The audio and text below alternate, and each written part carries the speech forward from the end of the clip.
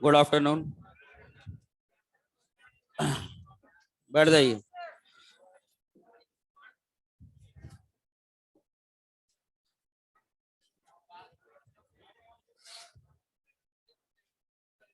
बैठ जाओ बेटा, बैठ जाओ।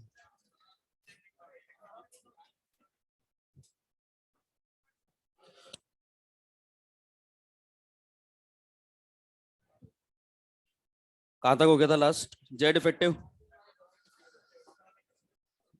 फैक्टर्स, ठीक है। जेड इफेक्टिव फैक्टर्स को हम डिस्कस कर रहे हैं।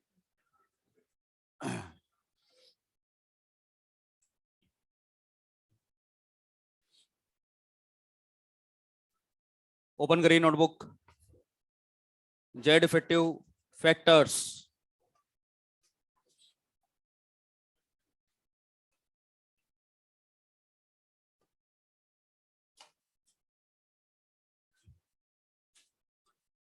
आ रहा है? आवाज आ रही है ऑनलाइन स्टूडेंट्स को? ये चैट ओपन करो।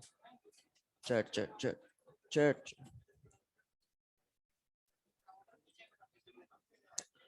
ओके। हाँ, फैक्टर्स में बस बातचीत बंद करेंगे। फैक्टर्स, इसमें जो पहला और आखिरी फैक्टर है, क्योंकि जेड इफेक्टिव पे फैक्टर्स में केवल हमारे सामने चार्ज वाला पॉइंट आएगा, तो इसको लिखेंगे चार्ज। फैक्टर्स में पॉइंट है, चार्ज को लेकर के बात करेंगे।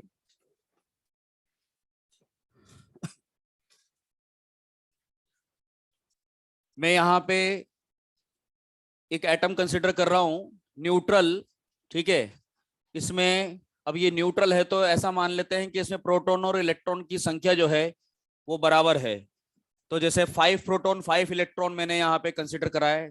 लास्ट बेंच इधर देखेंगे, 5 प्रोटॉन 5 इलेक्ट्रॉन। अब जैसे ही इसमें से एक इलेक्ट्रॉन हमने रिमूव कर दिया, एक इलेक्ट्रॉन मैंने इसमें से रिमूव कर दिया, तो ये बन जाएगा ए प्लस। ए प्लस वाले को देखिए जरा, तो इसमें प्रोटॉन तो बेटा 5 ही है, लेकिन इलेक्ट्रॉन जो है अब 4 हो चुके हैं। एक और इलेक्ट्रॉन अगर रिमूव कर दिया तो इसमें आ जाएगा चार्ज A+2। प्रोटॉन तो उतने ही है, ठीक है, और इलेक्ट्रॉन जो है वो 3 हो चुके हैं। तो यहाँ पे देखिए 5 5 को ट्रेट कर रहा था, सिंपल सा पॉइंट है, 5 5 को ट्रेट कर रहा था, फिर 5 4 को करने लगा, फिर 5 3 को करने लगा। आप बताओ मुझे, फर्स्ट में, सेकंड में और थर्ड में सबसे ज्यादा अट्रैक्शन किस में लगेगा? थर्ड वाले में लगेगा। 5 ने 5 को खींचा तो दोनों की पावर बराबर है, प्रोटॉन और इलेक्ट्रॉन की संख्या बराबर है, लड़ाई बराबरी की है। फिर 5 4 को अट्रैक्ट करने लगा, फिर 5 3 को अट्रैक्ट करने लगा। तो इस वाले केस में देखिए इलेक्ट्रॉन बहुत कम हो चुके हैं और प्रोटॉन का डोमिनेशन है। तो प्रोटॉन जितने ज्यादा होंगे डोमिनेशन उतना ज्यादा रहेगा पॉजिटिव चार्ज का। 5 5 को इतना नहीं खींच पाएंगे जितना 5 4 को अपनी तरफ खींच पाएंगे, 5 3 को और आसानी से अपनी तरफ खींच पाएगा। तो क्या मैं कह सकता हूं कि जैसे जैसे इलेक्ट्रॉन रिमूव होता जा रहा है अट्रैक्शन बढ़ता जा रहा है? कह सकते हैं ऐसा?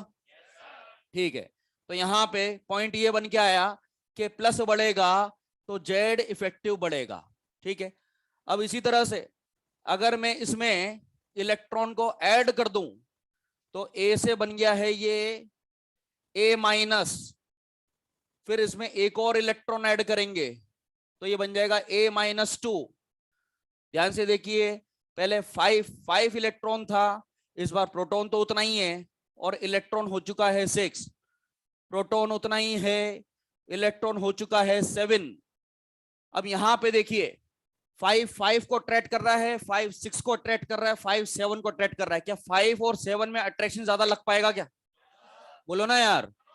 5 5 को तो आसानी से खींच लेगा, लेकिन 5 6 को नहीं खींच पाएगा और 5 को 7 को अपनी तरफ खींचने में और ज्यादा दिक्कत होगी। तो मैं ये कह सकता हूं कि माइनस जितना ज्यादा होगा अट्रैक्शन की वैल्यू उतना कम हो जाएगी। माइनस बढ़ाना इट मींस इलेक्ट्रॉन क्लाउड को मैं इंक्रीज कर रहा हूं, और इलेक्ट्रॉन क्लाउड अगर बढ़ता जाएगा तो अट्रैक्शन आसान नहीं होगा प्रोटॉन के लिए, क्योंकि प्रोटॉन की संख्या में कोई चेंज नहीं आ रहा है। तो जो पॉइंट बन के आया है इन सबको लिखना नहीं है आपको, केवल ये जो मेन पॉइंट है जो ऊपर लिखा हुआ है बेटा, ये हमारे लिए क्वेश्चन करने में हेल्पफुल रहेगा। प्लस बढ़ेगा तो जेड इफेक्टिव बढ़ेगा, माइनस बढ़ेगा तो जेड इफेक्टिव आपको घटाना है। अट्रैक्शन की वैल्यू कम हो जाएगी। और ये जो पॉइंट है, ये जो पॉइंट है, ये आपको कब लगाना है, ये ध्यान से सुने सभी बच्चे। फॉर सेम एटम्स, या तो सेम एटम होना चाहिए या फिर आइसो इलेक्ट्रॉनिक। आइसो इलेक्ट्रॉनिक के लिए आप ये अप्लाई कर सकते हैं। एटम या तो सेम हो या आइसो इलेक्ट्रॉनिक हो। लेकिन इससे बढ़िया पॉइंट मैं आपको बताता हूं। ये तो केवल एक ही प्रॉपर्टी को कंक्लूड कर रहा है, केवल जेड इफेक्टिव जो अभी टॉपिक चल रहा है। एक बात और है जिससे आगे आने वाली सभी प्रॉपर्टीज एक साथ सॉर्ट आउट हो जाएंगी। ये देखिए, प्लस बढ़ेगा तो सब कुछ बढ़ेगा। जैसा मैं बोल रहा हूं वैसा सब बच्चे बोलेंगे, है ना। प्लस बढ़ेगा तो रेडियस को छोड़ करके। अब साथ साथ बोलेंगे, प्लस बढ़ेगा तो किसको छोड़ करके। अब देख सब कुछ में कौन कौन आ गया, जेड इफेक्टिव भी आ गया, आईपी भी आ गया, ईए भी आ गया, ईएन भी आ गया, केवल रेडियस उल्टा चलेगा। ठीक है, तो इसे चार्ज के एक ही पॉइंट से आप सभी प्रॉपर्टीज को एक साथ ऑर्डर लगा सकते हैं। सभी बच्चे दोबारा से बोलेंगे, प्लस बढ़ेगा तो बोलो बोलो बोलो, सब कुछ बढ़ेगा, किसको छोड़ करके। माइनस बढ़ेगा तो सब कुछ कम होगा, बोलो माइनस बढ़ेगा तो सब कुछ कम होगा। आईपी भी कम, ईए भी कम, ईएन भी कम, रेडियस को छोड़ करके। तो उल्टा कौन चल रहा है, रिवर्स में कौन चल रहा है, बाकी सब डायरेक्टली प्रोपोर्शनल चल रहे हैं। Is that clear. प्लस बढ़ेगा तो किसको छोड़ करके, और माइनस बढ़ाओगे तो सब कुछ कम कर देना है, किसको छोड़ करके। अगेन ये वाला जो पॉइंट है ये भी सेम एटम्स में अप्लाई होगा और आइसो इलेक्ट्रॉनिक में अप्लाई होगा। इस पॉइंट को लिख लीजिए, फिर मैं क्वेश्चंस करवाने वाला हूं आपको for same atoms and iso electronic. Note करिए इसको। और ये जैसे पॉइंट अभी हमने बोला है, प्लस बढ़ेगा तो सब कुछ बढ़ेगा रेडियस को छोड़ करके, ये पॉइंट आगे तक ध्यान रखेंगे ताकि आगे आने वाले टॉपिक्स में भी कोई दिक्कत ना हो।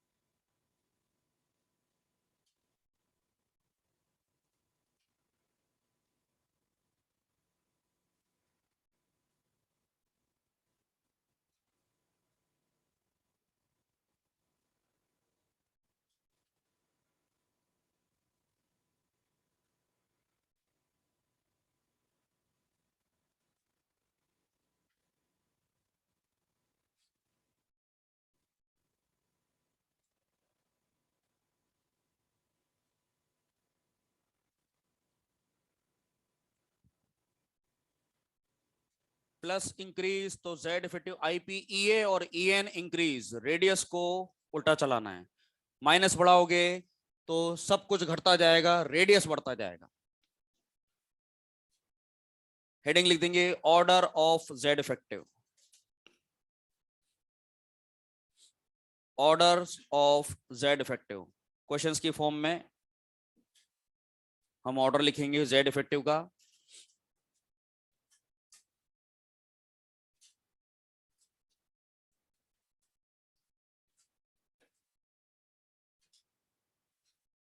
हाँ भाई, देखिए इधर इसका आंसर करेंगे सभी बच्चे। देखिए सामने, देखिए बोर्ड पे ध्यान रहना चाहिए यार सभी का। देखो इधर same atoms, oxygen +2, oxygen plus, oxygen, oxygen minus, oxygen -2। क्या यहाँ पर आपको सभी एटम सेम दिख रहे हैं बेटा। चार्ज को देख करके आंसर करना। बता सबसे ज्यादा जेड इफेक्टिव किसमें है, बोलो ना यार। जितना ज्यादा प्लस होगा क्या जेड इफेक्टिव उतना ज्यादा होगा। सेकंड ये वाला आंसर करना, H+, H और H- में सबसे ज्यादा जेड इफेक्टिव किसमें है, H+ में, फिर H, फिर H-। नेक्स्ट ये वाला बताइए, N-3 दिया हुआ है, N-2 है, N-1 है और नाइट्रोजन न्यूट्रल है, इसमें सबसे ज्यादा जेड इफेक्टिव N का होगा।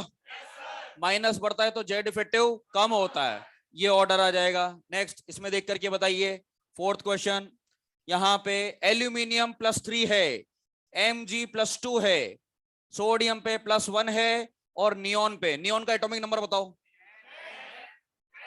सोडियम का 11 में से 1 चला गया, कितने बचे? 10। 12 में से 2 चले गए, 10। 13 में से 3 चले गए, 10। क्या आइसोइलेक्ट्रॉनिक चल रहा है? नंबर ऑफ इलेक्ट्रॉन की संख्या सेम है। जब इलेक्ट्रॉन की संख्या सेम है तो चार्ज को देख करके आंसर करेंगे। ऊपर लिखा हुआ है for same atom and isoelectronic. क्या +3 वाले का सबसे ज्यादा आएगा? 4 सबसे कम ये हो जाएगा आपका नियोन। नेक्स्ट ये देखिए, यहां पे दिया हुआ है F-O-2 N-3। ठीक है, इन तीनों में इलेक्ट्रॉन की संख्या बताइए। 9 और 1 10 हो गया, 8 और 2 10 हो गया, 7 और 3 10 हो गया। तो यहाँ पे 10 इलेक्ट्रॉन है। अगेन आइसोइलेक्ट्रॉनिक की सबसे ज्यादा जेड इफेक्टिव बताओ। N-3 का होगा, F- का होगा पक्का। माइनस बढ़ता है तो जेड इफेक्टिव क्या होता है? कम होता है। नेक्स्ट इसको देखिए, यहाँ पे एल्यूमिनियम +3 दिया हुआ है, Mg+2 है, Na+ नियोन हो जाएगा, F-O-2 N-3 कार्बन -4। इसमें देखिए इलेक्ट्रॉन की संख्या बताइए कि सब में 10 आ रही है क्या बेटा?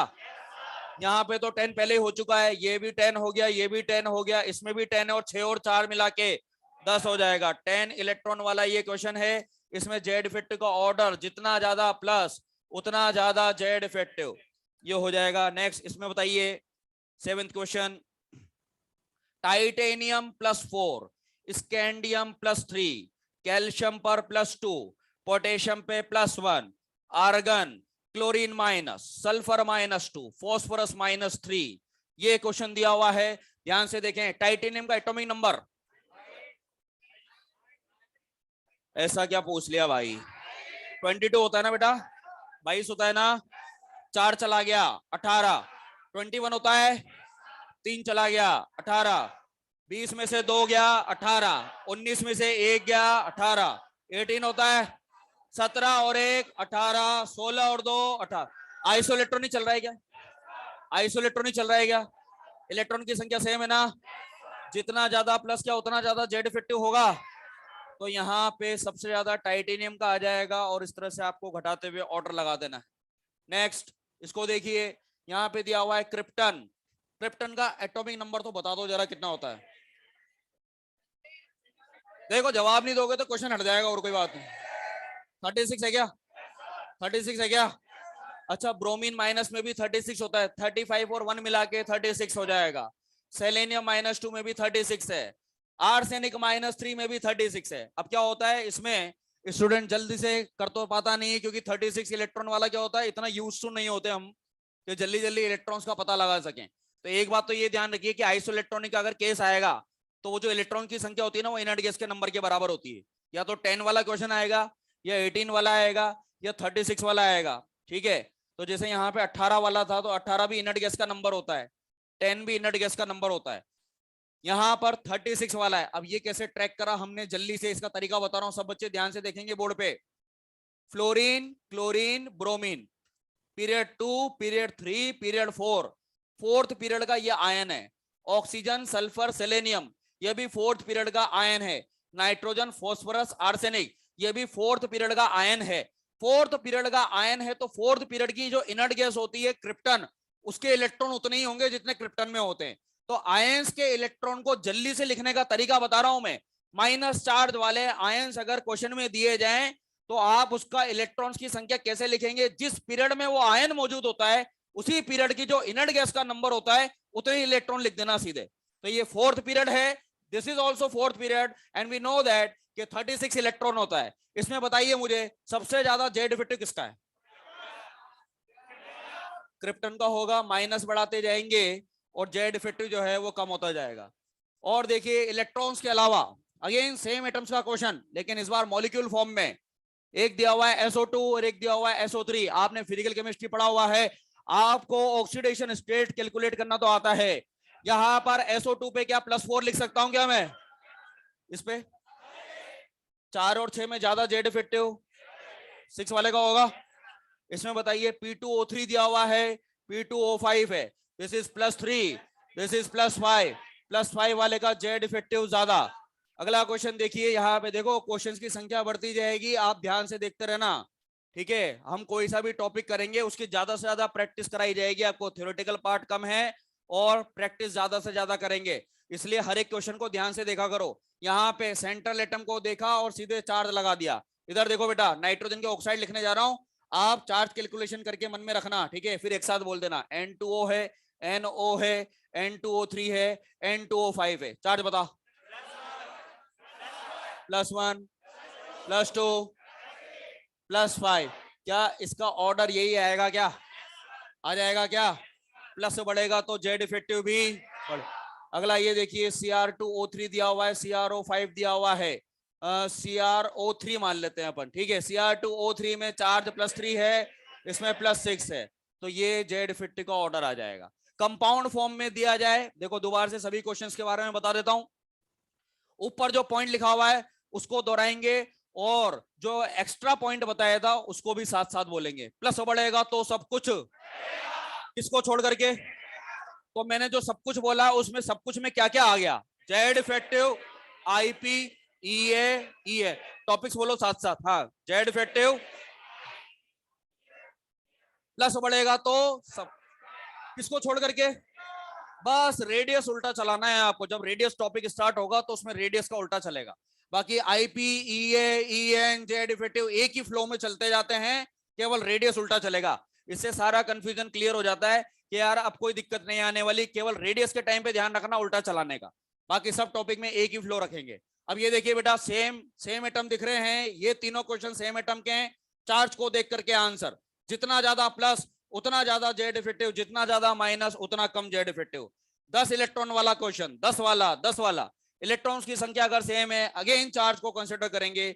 18 इलेक्ट्रॉन वाला क्वेश्चन, 36 वाला, इलेक्ट्रॉन्स की संख्या का पता करने के लिए मैंने एक तरीका बताया, माइनस चार्ज वाले जो आयंस होते हैं उसी के पीरियड की जो इनर्ट गैस होती है उसका जो एटॉमिक नंबर होता है उतने ही इलेक्ट्रॉन्स जो है आयंस में देखने को मिलेंगे। Is that clear? नोट कर लीजिए ये क्वेश्चंस, फिर आगे बढ़ते हैं इसमें।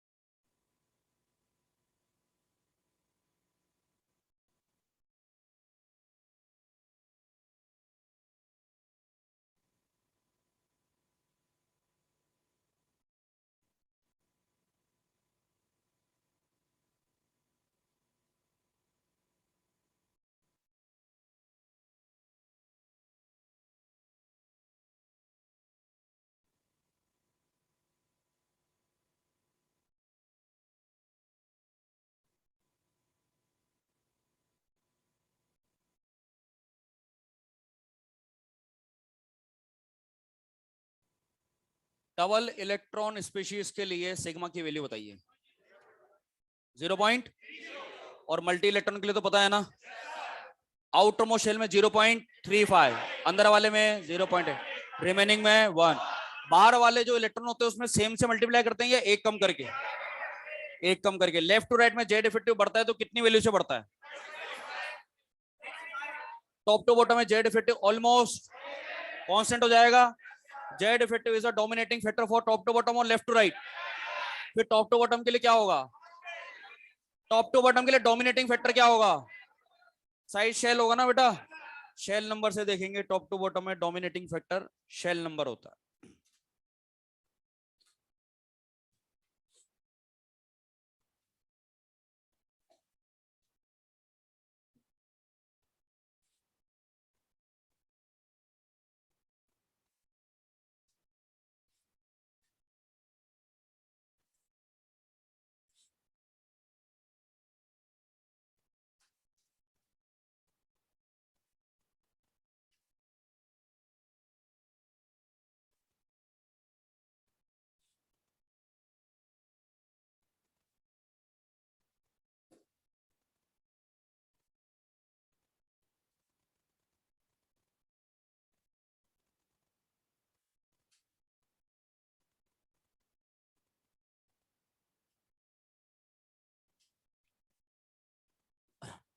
ऑर्डर ऑफ, इसके बाद जब आप ये पूरा लिख लें, इसके बाद ये हेडिंग डाल देना, order of shielding effect for S P D F subshells, order of shielding effect for SPDF subshells.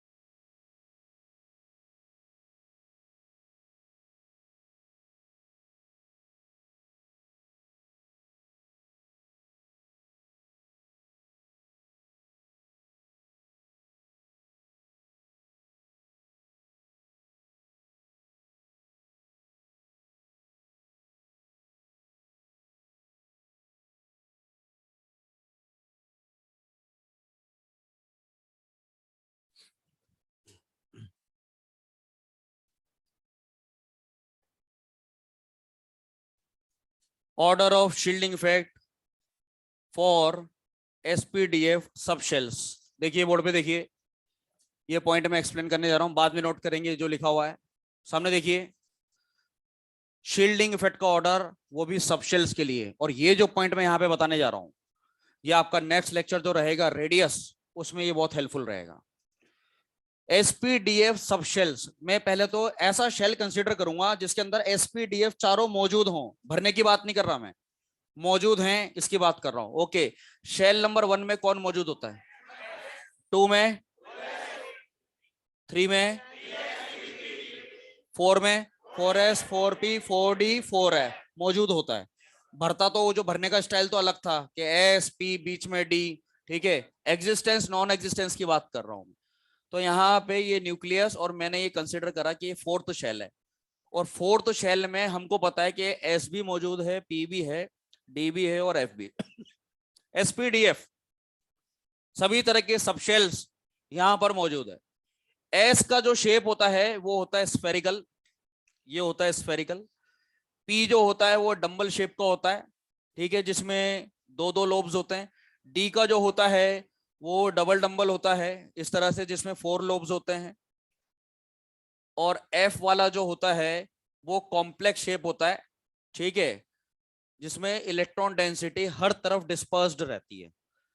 अब शील्डिंग इफेक्ट में यहां पे ऑर्डर लगाने जा रहा हूं। शील्डिंग मींस रुकावट, आपको भी पता है कि रिपल्शन जो लगाएगा उसका शील्डिंग अच्छा रहेगा, ठीक है। शील्डिंग मींस सिग्मा से रिप्रेजेंट करते हैं, और सिग्मा मींस शील्डिंग, और शील्डिंग मींस रिपल्शन। अंदर वाले जो इलेक्ट्रॉन्स या जो सबशेल मौजूद होते हैं, बाहर वाले इलेक्ट्रॉन को कितना अच्छा सा रिपल्शन लगा रहे हैं, धक्का मार रहे हैं।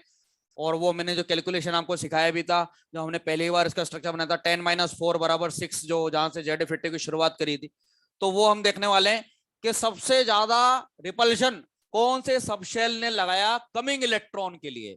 इसमें आपको यह कंसिडर करना पड़ेगा कि बाहर से एक इलेक्ट्रॉन आ रहा है और वो न्यूक्लियस की तरफ जाने की कोशिश कर रहा है, ठीक है ना, न्यूक्लियस के पास जाना चाहता है।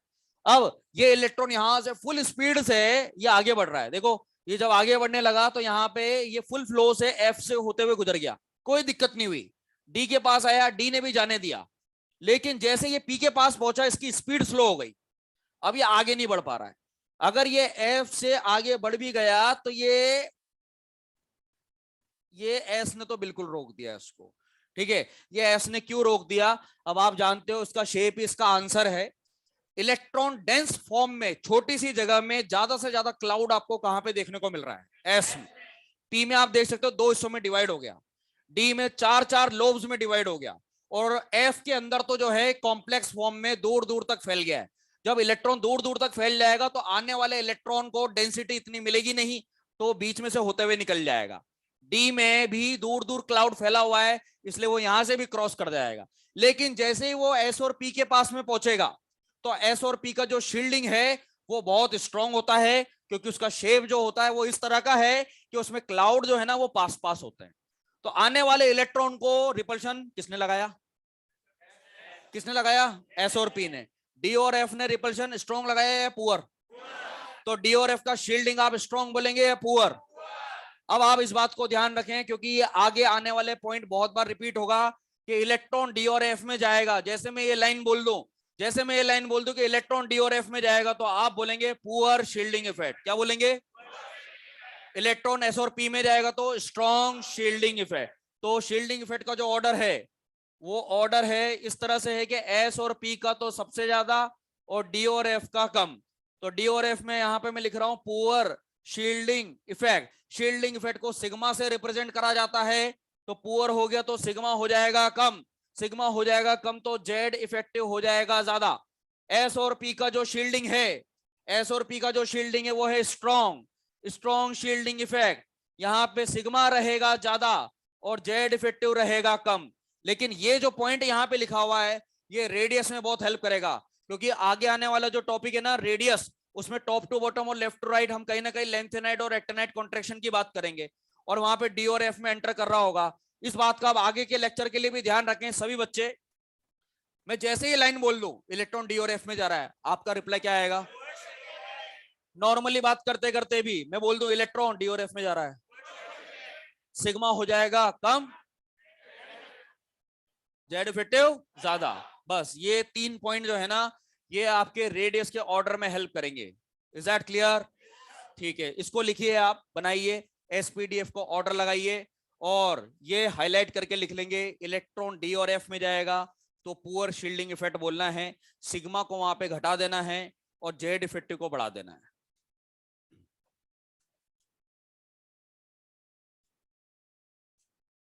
अच्छा,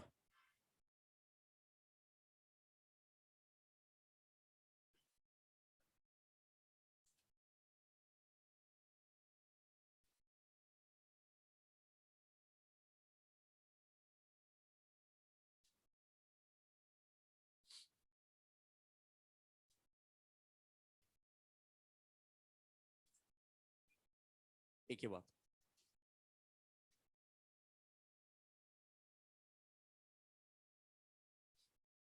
इतने ज्यादा लोब्स बन जाते हैं उसमें, ठीक है, एफ में, कि क्लाउड कितना भी हो ना वो दूर दूर तक फैल जाता है। यहाँ पे क्या है, लोब्स की संख्या जो है वो 4 है, इसमें जगह एक ही है, तो 2 क्लाउड भी इतना ज्यादा डेंस रहेगा, ठीक है ना, 2 ही इलेक्ट्रॉन का प्रेजेंस इतना ज्यादा डेंस रहेगा कि इसके कंपैरिजन में वो बहुत ज्यादा स्ट्रॉन्ग रहेगा। इसका शेप ही जो है ना वो कॉम्प्लेक्स शेप होता है। कॉम्प्लेक्स शेप होने की वजह से इलेक्ट्रॉन क्लाउड जो है वो बहुत ज्यादा लोब्स में डिवाइड हो गया है, और लोब्स में ज्यादा डिवाइड हो जाने की वजह से आपने सही कहा कि क्लाउड ज्यादा है, F14 तक जा सकता है ना, लेकिन उसके जो लोब्स है ना वो उसको इतना ज्यादा डिस्ट्रीब्यूट कर देते हैं तो वो परसेंटेज बराबर मेंटेन करता है। ठीक,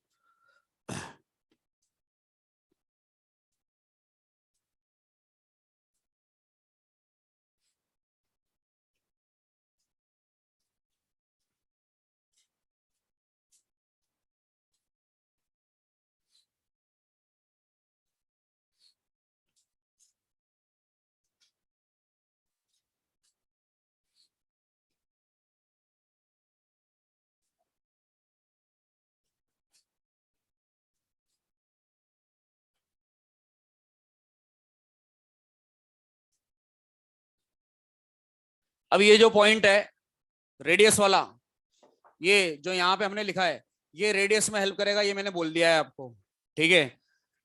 नॉर्मली भी अगर पूछा जाए left to right top to bottom के ट्रेंड में ये बात बोली जाए, क्योंकि आएगा अब आगे जा करके, S block, P block, D block, F block के हम ऑर्डर्स लगाएंगे तो वहां पे इलेक्ट्रॉन डी और एफ में एंटर करेगा, तो इस बात को आपको ध्यान रखना है बस। डी और एफ में इलेक्ट्रॉन जाएगा तो आपकी तरफ से क्या रिप्लाई आएगा? Poor shielding effect. सिग्मा को घटाना है, जेड इफेक्ट को बढ़ाना है, इससे क्वेश्चंस होंगे आपके, ठीक है। हेडिंग लिख देंगे इसके बाद में एटॉमिक रेडियस, हेडिंग लिख दीजिए atomic radius.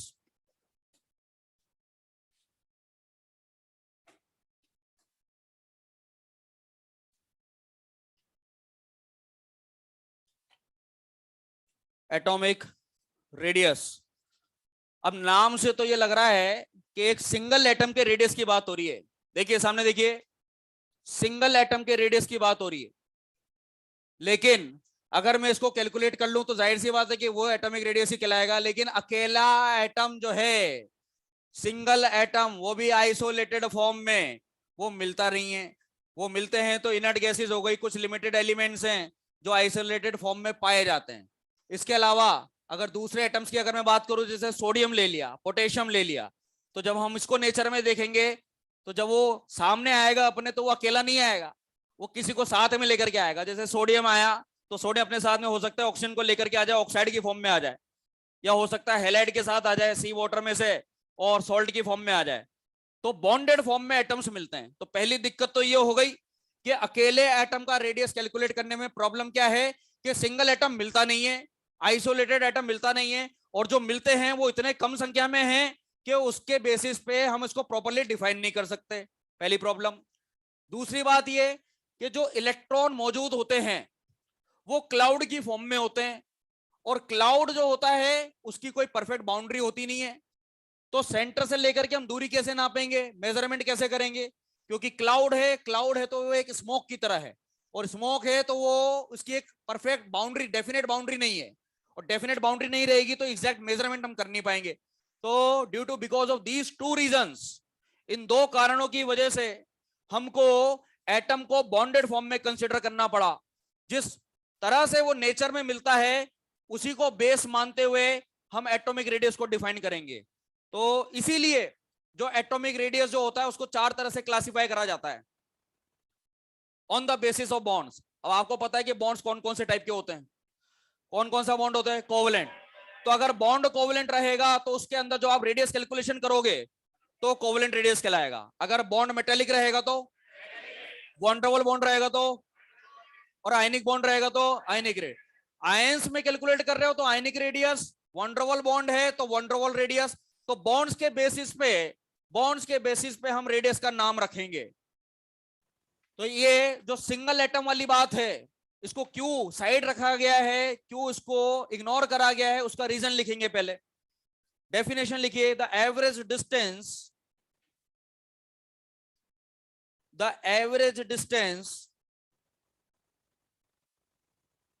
from the nucleus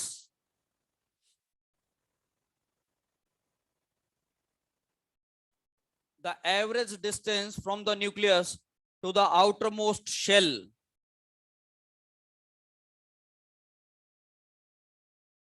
the average distance from the nucleus to the outermost shell is known as atomic radius,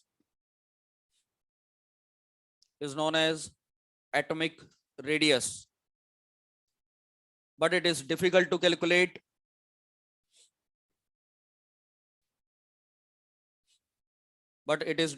calculate because of two reasons. But it is difficult to calculate because of two reasons. First,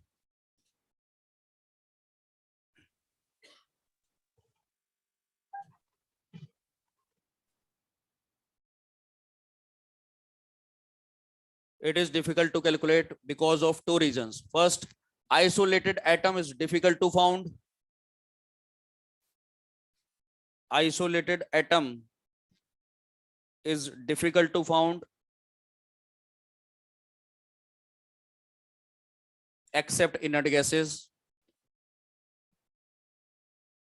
Except inert gases. Second point, the electrons are present. The electrons are present in the form of cloud.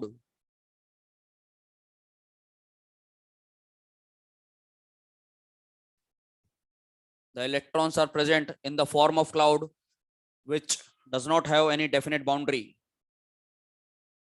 Which does not have any definite boundary.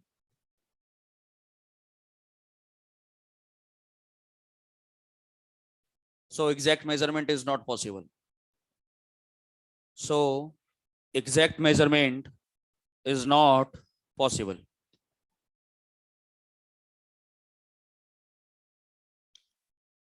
Next line. So on the basis of bonds,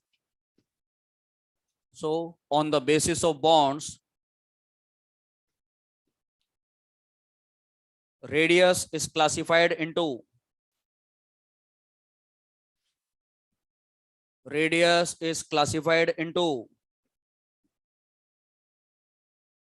four main categories. Radius is classified into four main categories. Board पे देखिए, अगले 10 से 15 minute theoretical point रहेगा। Starting इसका हल्का सा boring सा होता है, क्योंकि वो फालतू का divide by two internuclear distance का आधा करना होता है, उससे रेडियस कैलकुलेशन, ये आपने पढ़ा हुआ है पहले भी, तो वही बताऊंगा मैं। लेकिन इसके बाद जब हम लेफ्ट टू राइट और टॉप टू बॉटम का ऑर्डर लगाएंगे तो फिर ये टॉपिक इंटरेस्टिंग बन जाता है, ठीक है। उसमें एक्सेप्शंस वगैरह सब आपको आज क्लियर करे जाएंगे, ध्यान से देखते रहिए। पहला फर्स्ट है इसमें कोवेलेंट रेडियस। कोवेलेंट रेडियस है तो इट मींस जो बॉन्ड बन रहा होगा वो कोवेलेंट होगा, बॉन्ड कोवेलेंट होगा। अच्छा, कोवेलेंट बॉन्ड में शेयरिंग होती है, ट्रांसफर तो होता नहीं है, शेयरिंग होती है। वो शेयरिंग होती है हमेशा नॉन मेटल के बीच में। जो भी ब्रैकेट में जो डेटा लिखा जा रहा है, ये समझ लेना, इसके क्वेश्चन या तो बिगनर बॉक्स या मॉड्यूल में या रेस में कहीं ना कहीं मिलेंगे आपको, ठीक है। तो यहाँ पे बॉन्ड रहेगा कोवेलेंट, रेडियस का नाम है कोवेलेंट रेडियस। नॉन मेटल के बीच में ये बॉन्ड बन रहा होगा। तो नॉन मेटल का जब हम ऑर्डर लगाएंगे लेफ्ट टू राइट या टॉप टू बॉटम में, तो वहां पे आर कोवेलेंट लिखेंगे। इसके बाद सिंगल बॉन्डेड कोवेलेंट रेडियस में it is applicable.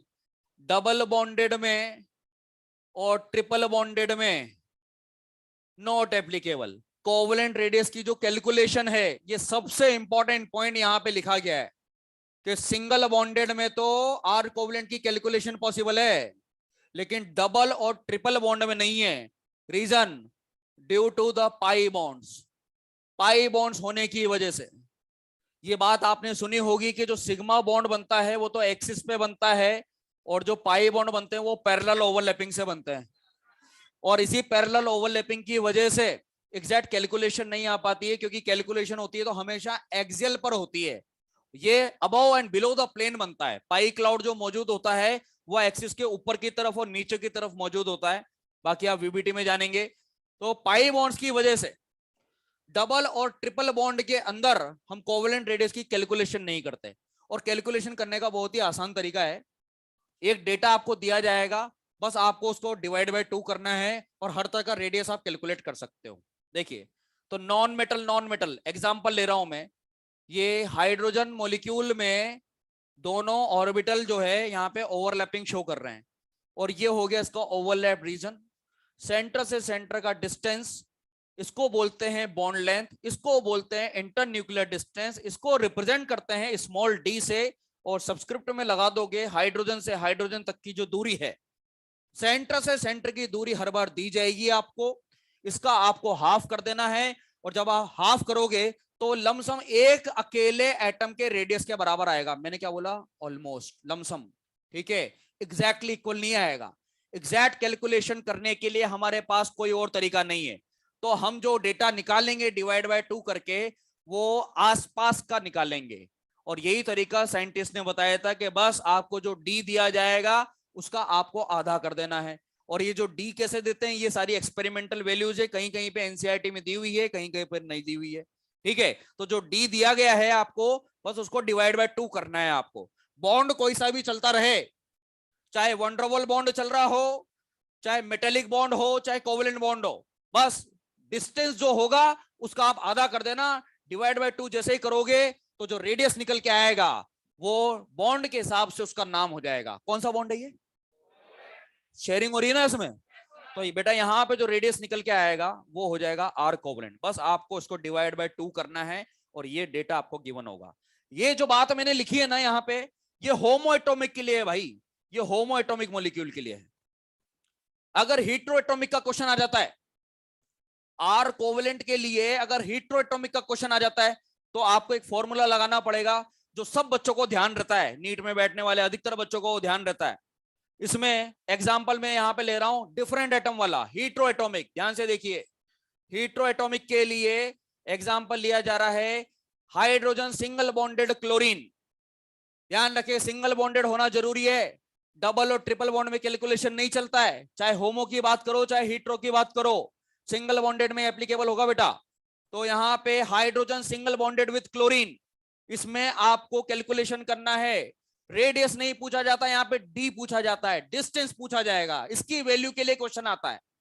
Homo atomic का अगर क्वेश्चन आएगा तो सीधे रेडियस पूछ लेंगे, हीट्रो एटॉमिक का अगर क्वेश्चन आएगा तो डी पूछा जाएगा।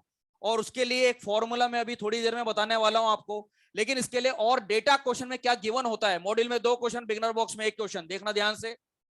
हाइड्रोजन का मॉलिक्यूल अलग से बना के देंगे आपको, उसका डी दिया जाएगा, या हाइड्रोजन का मॉलिक्यूल हो गया। क्लोरीन का मॉलिक्यूल अलग से बना के देंगे आपको, उसमें डी दिया जाएगा। फिर आपको क्या करना है, इसका जवाब डी हाइड्रोजन का जो है, जब आप हाफ करेंगे तो यहाँ पे आर कोवलेंट आ जाएगा हाइड्रोजन का। जब आप इसका डी का हाफ करेंगे, क्लोरीन से क्लोरीन का हाफ करेंगे, तो यहाँ पे आर कोवलेंट आ जाएगा क्लोरीन का। ठीक है, तो दोनों का हमने कोवलेंट रेडियस निकाल लेना है। इसका डी दिया जाएगा तो इसका रेडियस निकाल लेना, इसका डी दिया जाएगा तो इसका रेडियस निकाल लेना। और दोनों का रेडियस जो है, एक का आप आर ए मान लीजिए और एक का आर बी मान लीजिए। आर ए और आर बी दो अलग अलग तरह के रेडियस को यूज करके आपको ये फॉर्मूला अप्लाई कर देना है, जिसका नाम है Schomaker formula, Schomaker Stevenson formula. And this formula is only for heteroatomic covalent molecule. Covalent के लिए, मेटेलिक में अप्लाई नहीं होगा, वंडरवॉल में अप्लाई नहीं होगा, अप्लाई किस में होगा, कोवलेंट में। फॉर्मूला है डी के लिए, जिसमें दोनों एटम अलग अलग हो, HCl हाइड्रोजन क्लोरीन। इसमें पहले वाले का रेडियस जो यहां से आपने कैलकुलेट करा, plus RB, RA plus RB minus 0.09 delta EN in the small bracket, delta EN लिख देना है। This is the electron negativity difference. और ये इलेक्ट्रॉन नेगेटिविटी डिफरेंस बच्चे दो तरीके से गलत कर सकते हैं, इसको सही करने का मैं आपको एक तरीका बता देता हूं। Large value minus small value करना है, इस बात का आप खास ध्यान रखें, क्योंकि डेल्टा ये नहीं बताता कि लार्ज में से स्मॉल कर रहे हो या स्मॉल में से लार्ज कर रहे हो। तो इस बात का आप खास ध्यान रखें कि जब आप डिफरेंस यहां पे रखेंगे इलेक्ट्रॉन नेगेटिविटी का, तो लार्ज में से स्मॉल को माइनस करना है आपको। अब बताओ, हाइड्रोजन और क्लोरीन में ज्यादा इलेक्ट्रॉन नेगेटिविटी किसकी है, क्लोरीन। तो क्लोरीन की इलेक्ट्रॉन नेगेटिविटी जो 3 होती है, माइनस हाइड्रोजन की जो 2.1 होती है, इसको माइनस कर देना और यहाँ पे डेटा पुट कर देना। क्वेश्चन में डेटा हो सकता है दिया भी जाए, हो सकता है ना भी दिया जाए, लेकिन हमने तो टॉपिक पढ़ना है आगे जाकर के इलेक्ट्रॉन नेगेटिविटी, तो वैसे भी पूरा चार्ट आपको लर्न करवाया जाएगा। फॉर्मूला साथ साथ बोलेंगे, शूमेकर स्टीवेंसन का, RA plus RB minus 0.09 delta E है। Is that clear? यहाँ पे जो डेल्टा EN रखना है वो छोटी में से बड़ी नहीं, बड़ी वैल्यू में से छोटी वैल्यू को। अगर आपने छोटी में से बड़ी वैल्यू को माइनस करा, आंसर तो कुछ ना कुछ आएगा, और वो ऑप्शन में भी गिवन होगा, ये बात ध्यान रखना। वो ऑप्शन में होगा और आपको ऐसा लगेगा कि आपने बहुत बड़ी उपलब्धि हासिल कर ली है। तो इस बात का आप ध्यान रखें, बड़ी वैल्यू में से छोटी वैल्यू को माइनस करना है, RA और RB। चलिए एक क्वेश्चन में यहीं के यहीं लिख देता हूं और एक डेटा दे देता हूं आपको, बस आप इसमें वैल्यूज डालिए। ठीक है, इसका वैल्यू दिया हुआ है डी का 6 एंगस्ट्रॉम और इसका दिया हुआ है 10 एंगस्ट्रॉम। ठीक है, डी दिया जा रहा है, इसका डी दिया जा रहा है। ओके, तो यहाँ पे वैल्यूज बताइए क्या रखोगे। अगर ये 6 एंगस्ट्रॉम है तो रेडियस कितना बोलोगे, 3 हो जाएगा। अगर ये 10 है तो रेडियस 5 माइनस 0.09 और बड़ी वैल्यू माइनस छोटी वैल्यू 3 माइनस 2.1। आप इसको माइनस कर दें, जो भी आएगा आंसर वो आप पूरा कैलकुलेट करके यहाँ पे लिख देंगे वैल्यू। Is that clear? ठीक है, अब मैं जो बात बोली उसको दोबारा से दोहरा रहा हूं। कोवेलेंट रेडियस में जो बातें आपको ध्यान रखनी है वो ये ब्रैकेट में लिखी हुई है। बॉन्ड है कोवेलेंट, सिंगल बॉन्डेड के लिए एप्लीकेबल है, डबल और ट्रिपल के लिए ये एप्लीकेबल नहीं है। नॉन मेटल में ऐसा देखने को मिलेगा कि आर कोवेलेंट आपसे पूछा जाएगा। नॉर्मली पूछा जाए तो सीधे डिस्टेंस का आधा कर देना, लेकिन अगर हीट्रोएटॉमिक का क्वेश्चन आए तो RA plus RB minus 0.09 XA minus XB का फॉर्मूला लगाना है। एक क्वेश्चन और है आप सब बच्चों से, ये बताइए, in which of the following covalent radius calculation is not possible. ठीक है ना, आपको बताना है कि कैलकुलेशन जो है वो नॉट पॉसिबल किसमें है, किसमें ऐसा देखने को मिलेगा कि हम कोवेलेंट रेडियस निकाल ही नहीं सकते। ए ऑप्शन है H2O2, स्ट्रक्चर बना के दे देता हूं मैं, half open book like structure. B option है C2H6 स्ट्रक्चर बना के दे दिया, यहाँ पे 3 हाइड्रोजन और इधर 3 हाइड्रोजन लगा दिया। दूसरा ऑप्शन, तीसरा ऑप्शन है N2H2, इसमें नाइट्रोजन डबल बॉन्ड नाइट्रोजन और हाइड्रोजन हाइड्रोजन लगा दिया। ए बी सी 3 ऑप्शन है, इसमें से बताइए ऐसा कौन सा ऑप्शन है जिसमें कैलकुलेशन पॉसिबल नहीं है। क्योंकि यहां पे, जबकि कैलकुलेशन किस पे पॉसिबल है, सिंगल बॉन्ड पे पॉसिबल होती है। पाई बॉन्ड दिखते ही आप नॉट पॉसिबल बोल देंगे। Is that clear? इसको नोट करिए, फिर आगे बढ़ते हैं इसमें।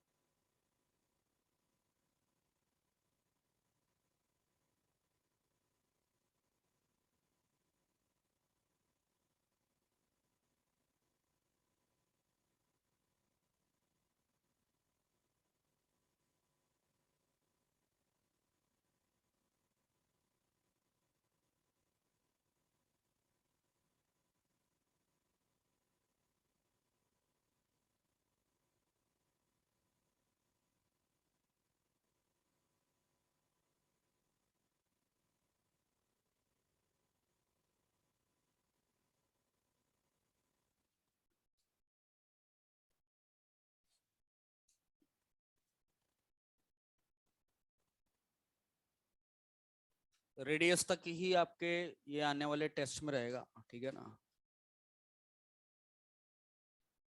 थोड़े बहुत क्वेश्चन है, ज्यादा नहीं है, बन जाएंगे। नोट्स नोट्स अच्छे से पढ़ के चल जाए। सिंपल है, फायदा ही होएगा आपको, ठीक है। 10 क्वेश्चन के आसपास। बाकी आपका और क्या क्या आ रहा है वैसे, सिलेबस बताना तो। जीओसी,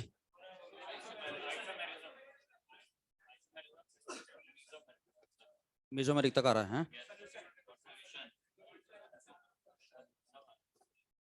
और फिजिकल में क्या क्या आ रहा है? अच्छा,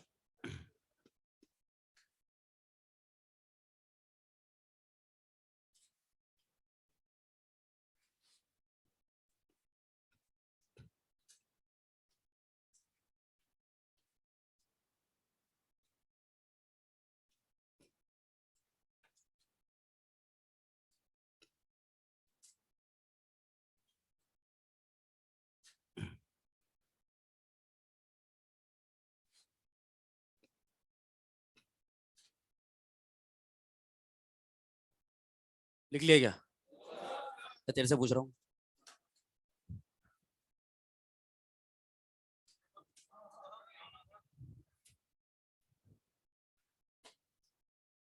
डॉक्टर बनना है या आहा?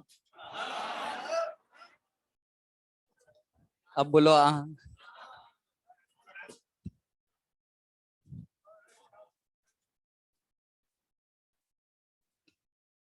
बन जाओगे, कुछ महीने बाकी है।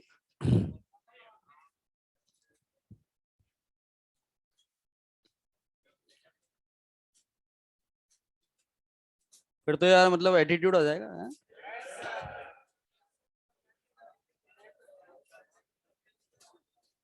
ऐसे चलोगे हवा में देख के?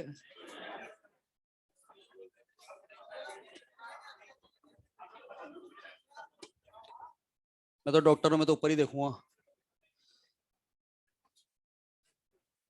पैसा ही पैसा होगा है ना।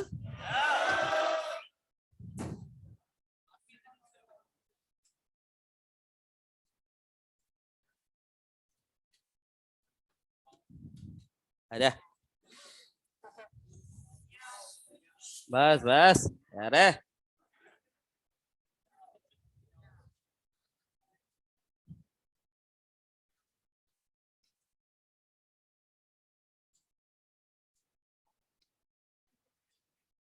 देख ले इधर देख ले। Second, metallic radius. बोर्ड पे देखिए, मेटेलिक रेडियस।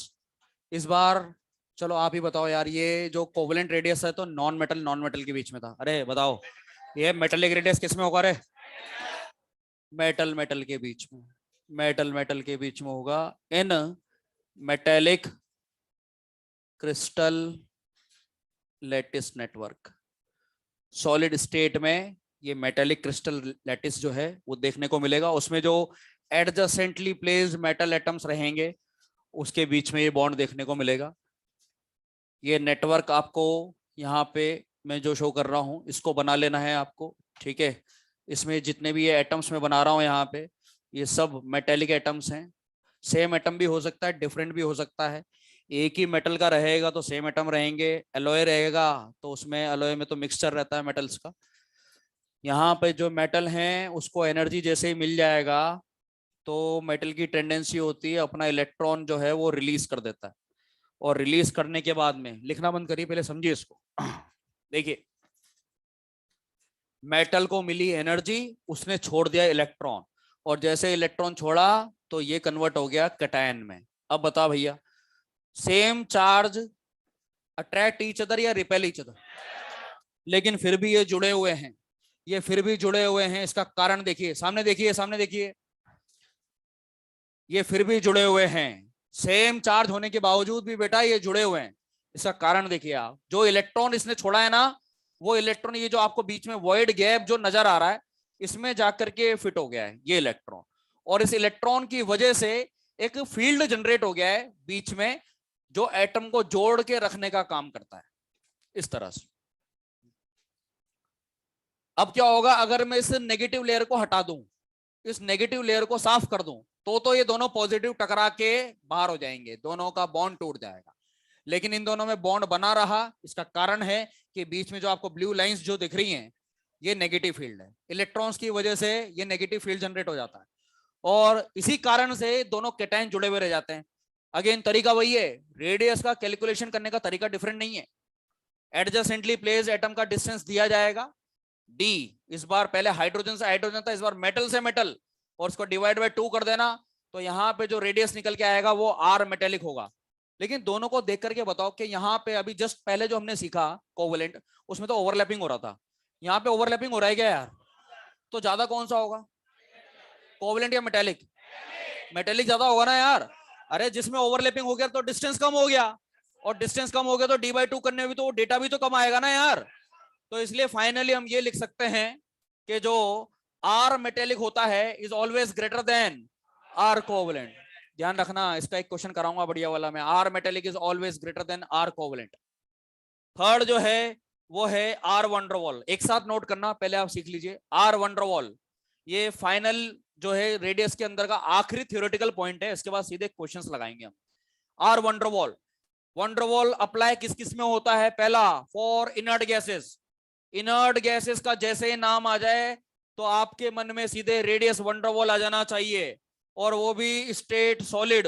लिक्विड और गैसेस में एग्जैक्ट कैलकुलेशन नॉट पॉसिबल। दूसरा, for non metallic molecules, molecule ऐसे जो नॉन मेटेलिक हो, उनके मॉलिक्यूल्स के बीच में भी जो है वो आर वंडरवॉल की कैलकुलेशन चलती है। ब्रैकेट क्लोज कर रहा हूं मैं यहाँ पे, ये डेटा आपको ध्यान रखना है। इसके बाद ये देखिए आपके कैलकुलेशन करना कैसे है। इनर्ट गैसेस इनर्ट गैसेज यानी कि ऐसे एटम जिनको बॉन्ड बनाने की आवश्यकता नहीं है। अब ये मत सोच लेना कि इनर्ट गैस कभी बॉन्ड ही नहीं बनाती। ठीक है, इनर्ट गैस के बहुत सारे कंपाउंड्स होंगे आगे जाकर के पी ब्लॉक में, आपको भी पता है कि जिनॉन, रेडॉन, क्रिप्टन के मैं कंपाउंड्स बताऊंगा आपको। ठीक है, लेकिन जनरली नॉर्मली अगर बात करें तो इनर्ट गैसेज जो है वो बिना बॉन्ड बनाए आइसोलेटेड फॉर्म में रहती हैं एज अ मॉलिक्यूल, जैसे मॉलिक्यूल की तरह। तो यहाँ पे ये हो गया हीलियम का एटम पहला, ये दूसरा हीलियम या नियोन मान लीजिए, सेम भी मान सकते हो अलग अलग भी। ऐसी दो स्पीशीज जो जुड़ी हुई नहीं है, न टच हो रही है इस तरह से, दूर दूर है। तो दूर दूर में भी जहां पे सीधे सीधे बोल दिया जाता है कि यार किसी भी तरह का बॉन्ड नहीं बन रहा है इनके बीच में, ना तो आयनिक है ना कोवलेंट है, लेकिन कुछ ना कुछ तो है। और वो कुछ ना कुछ कौन सा बॉन्ड होता है? One draw. एक तरह का अट्रैक्शन हमेशा मौजूद होता है, और वो कौन सा अट्रैक्शन कहलाता है? One draw. वन ड्रॉवल की भी अलग अलग कैटेगरी होती है, केमिकल बॉन्डिंग में हम पढ़ेंगे। Ion dipole, dipole dipole, ion induced dipole, dipole induced dipole, instantaneous dipole, induced dipole, 5 तरह की कैटेगरी होती है। लेकिन ये पांचों के पांचों आपको बाद में सिखाए जाएंगे। ठीक है, अभी यहां पे बस ये ध्यान रखना है कि दूर दूर वाले एटम, चाहे मॉलिक्यूल हो चाहे एटम हो, जिनके बीच में कोई बॉन्ड दिखता हुआ बनता हुआ नहीं दिख रहा है आपको, तो वहां पर एक ही अट्रैक्शन काम कर रहा है। और यार जब जुड़ ही नहीं रहे हैं, दूर दूर से अट्रैक्शन काम कर रहा है, तो जाहिर सी बात है कि वो वीक होगा, और वीक होने की वजह से उसकी लेंथ ज्यादा होती है। तो ये जो डिस्टेंस है जो दिया जाएगा आपको, इसको डी/2 कर देना, और यहां से जो रेडियस निकल के आएगा वो वंडरवॉल वाला होगा। Not only in inert gases, ये मॉलिक्यूल्स में भी अप्लाइड है। मॉलिक्यूल का एग्जांपल जैसे ये H2 का पहला मॉलिक्यूल, ठीक है, ये ओवरलैपिंग हो रहा है, हाइड्रोजन हाइड्रोजन। ये दूसरा मॉलिक्यूल हाइड्रोजन का, ये भी हाइड्रोजन हाइड्रोजन। हाँ, अब मैं आपसे यहाँ पे कुछ पूछ रहा हूँ, ये देखिए, ये कौन सा बॉन्ड बन रहा है? जल्दी बता। इसका डी अगर मैं आधा कर दूं तो रेडियस कौन सा निकल के आएगा? Covalent radius. कोवलेंट बॉन्ड से अगर रेडियस निकाला जाएगा तो कोवलेंट रेडियस होगा। लेकिन मैं इसका आधा नहीं कर रहा हूं, मैं यहां से लेकर के यहां तक का एटम का डिस्टेंस ले रहा हूं। अगर मैं इसके अंदर का रेडियस निकालूंगा तो आर कोवलेंट निकल के आएगा। But I am considering the two atoms जो दोनों अलग अलग मॉलिक्यूल में मौजूद है, लेकिन है एडजेसेंट, आजू बाजू वाले हैं लेकिन अलग अलग हैं, तो डिस्टेंस है इनके बीच में। और ये डी/2 जब करोगे तो ये आर वंडरवॉल आएगा। बाय चांस अगर आपने इसका आधा कर भी दिया तो यहां से आर कोवलेंट निकल के आ तो जाएगा, और आर कोवलेंट का जब आप ट्वाइस करोगे तो वो आर वंडरवॉल के लमसम बराबर होगा। तो आप समझ जाइए कि आर वंडरवॉल कितना ज्यादा होता है, कि कोवलेंट का जो डेटा आप निकालोगे उसको दुगना करने पर आर वंडरवॉल आएगा। तो फाइनल कंक्लूजन जो निकल के आया है वो ये है कि 3 तरह के रेडियस हमने अभी तक पढ़े हैं, उसमें आर वंडरवॉल इज हाईएस्ट, सबसे बड़ा होता है। देन इसके बाद में आता है बेटा आर मेटेलिक, और आर मेटेलिक के बाद आता है आर कोवलेंट। अब ये बता दीजिए मुझे, क्योंकि ये क्या है, ये तो सब बच्चों को याद रहता है, किस किस में अप्लाइड होता है ये तो बता दो। कोवलेंट किस में? बताओ यार। ये तो सही बोला आपने, नॉन मेटल। ये मेटल में होगा पक्का बेटा? मेटल्स में होगा। और ये बता दे, इनर्ट गैसेस, वेरी गुड। और दूसरा भी बताओ, ये लिखा हुआ है नॉन मेटेलिक मॉलिक्यूल, मॉलिक्यूल्स में भी और इनर्ट गैसेस में भी। ठीक है, अब इसके बिहाफ पे हम क्वेश्चंस करेंगे। नेक्स्ट जो हम स्टार्ट करने जा रहे हैं वो चार्ज वाला पॉइंट, अभी आयनिक रेडियस बाकी है, लेकिन उसमें डायरेक्ट क्वेश्चन ही लगाना है क्योंकि समझने का कुछ है नहीं, चार्ज को देख करके आंसर करेंगे। यहां तक नोट कर लीजिए, थ्योरी कंप्लीट हो गया इसका, फिर आयनिक रेडियस नेक्स्ट हेडिंग रहेगा हमारा।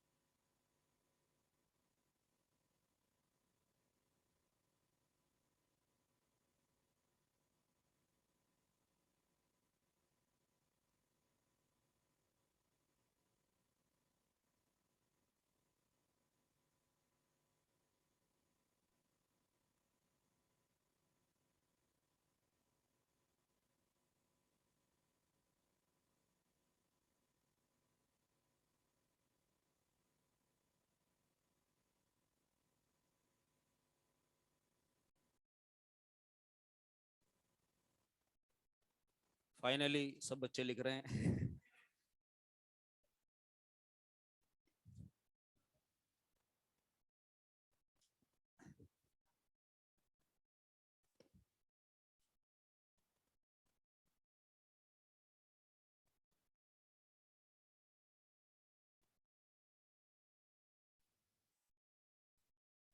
ऑनलाइन वाले नहीं लिख रहे? लिख लेंगे ऑनलाइन वाले, तुम भी लिख लेना भैया। हैं? क्या मॉर्निंग वाले? तेरे को बड़ा पता है।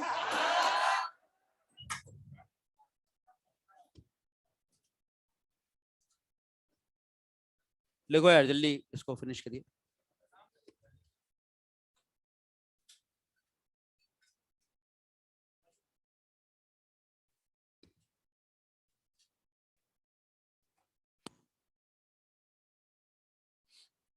अरे लिख लिया क्या? जानबूझ के धीरे धीरे लिख रहे हो तुम।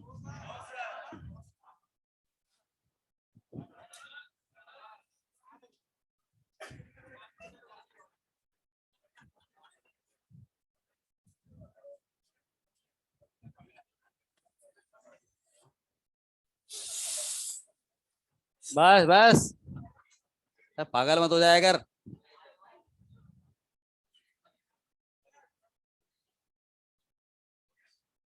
अरे लिख लिया क्या यार?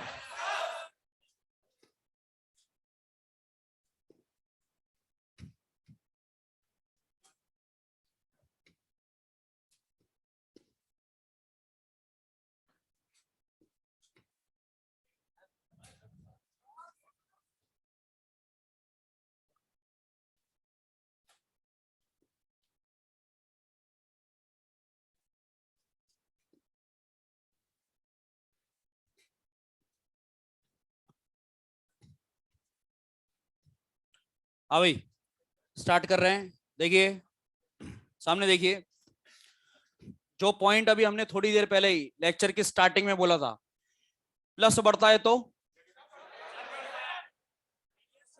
पॉइंट ही नहीं बोल रहे यार तुम। प्लस बढ़ता है तो सब कुछ किसको छोड़ करके? रेडियस उल्टा चलेगा।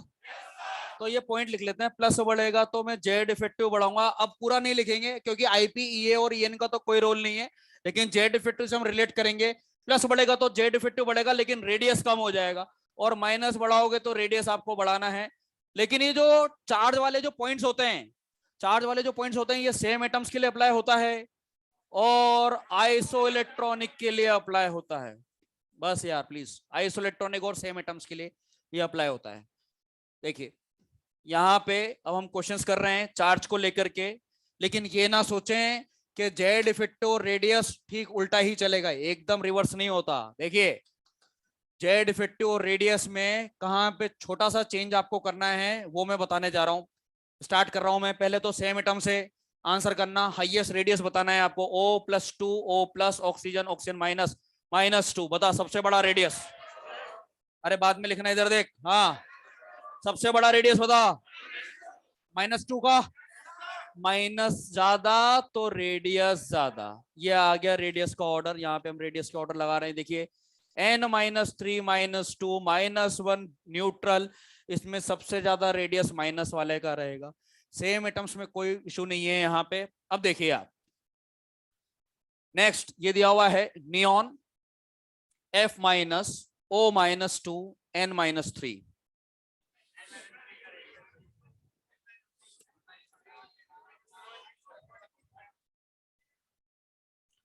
ऑर्डर लगा लिया हमने। 10 इलेक्ट्रॉन क्या बेटा, ये आइसोलेक्ट्रॉनिक का क्वेश्चन है, आइसोलेक्ट्रॉनिक का क्वेश्चन है। नियॉन को उठा के आगे लेकर के आना है आपको, और नियॉन क्योंकि ये आर वंडरवॉल है, इस बात का आप ध्यान रखें। देखिए ये लगते हैं आसान है क्वेश्चन, कोई दिक्कत नहीं है, छोटी छोटी सी मिस्टेक होती है और ये वही है वैसे ही। ऐसे क्वेश्चन मैं यहाँ पे लेकर आऊँ। क्या होता है, पढ़ा हुआ तो है हमारा, ठीक है, और अधिकतर बच्चे सही भी करके आ जाते हैं, लेकिन अब ये छोटे छोटे पॉइंट ध्यान नहीं रहते। जाहिर सी बात है कि वहां पे जो क्वेश्चन आएगा आपके सामने, उसमें एक ऑप्शन में नियॉन पीछे पीछे भी दिया जाएगा और एक में हाईएस्ट पे दिया जाएगा। और अधिकतर बच्चे इसी पे टिक लगा के आ जाते हैं जिसमें नियॉन जो है वो सबसे पीछे है, न्यूट्रल वाले को देख करके। मैं यही बात बोल रहा था कि जेड इफेक्टिव यहाँ पे किसी जगह पे फेल होता है और वो यही पॉइंट है। आप क्या करना, जैसे इनर्ट गैस का क्वेश्चन आ जाए, सबको बच्चों को तरीका बता रहा हूं मैं, इनर्ट गैस को थोड़ी देर के लिए भूल जाना, ठीक है। पहले आप आयंस का ऑर्डर लगा देना और फिर सीधे उठा करके मैक्सिमम पे पहुंचा देना इनर्ट गैस को, मैक्सिमम पे बाद में, ठीक है। पॉजिटिव नेगेटिव जो कुछ भी दिया जाए, अभी अलग अलग तरह के क्वेश्चन करेंगे, शुरुआत है केवल ही 10-15 क्वेश्चन लिखूंगा मैं अभी यहाँ पे एक साथ, ठीक है। तो करना क्या है, पहले आयंस को अरेंज कर देना, और उसमें तो सब आप एक्सपर्ट हैं ही। आयंस आयंस को तो कर दोगे ना अरेंज, चार्ज को देख करके, बस चार्ज को देख करके पहले ऑर्डर लगा देना, और फिर जो इनर्ट गैस होगी ना उसको उठा करके आप मैक्सिमम पे ले जाना, ठीक है। ये देखिए अगला क्वेश्चन। नेक्स्ट यहाँ पे दिया हुआ है aluminium +3, Mg+2, Na+ and neon. एक बार चेक कर लीजिए मैंने ऑर्डर सही लगाया क्या, देख लीजिए, बोलो ना यार।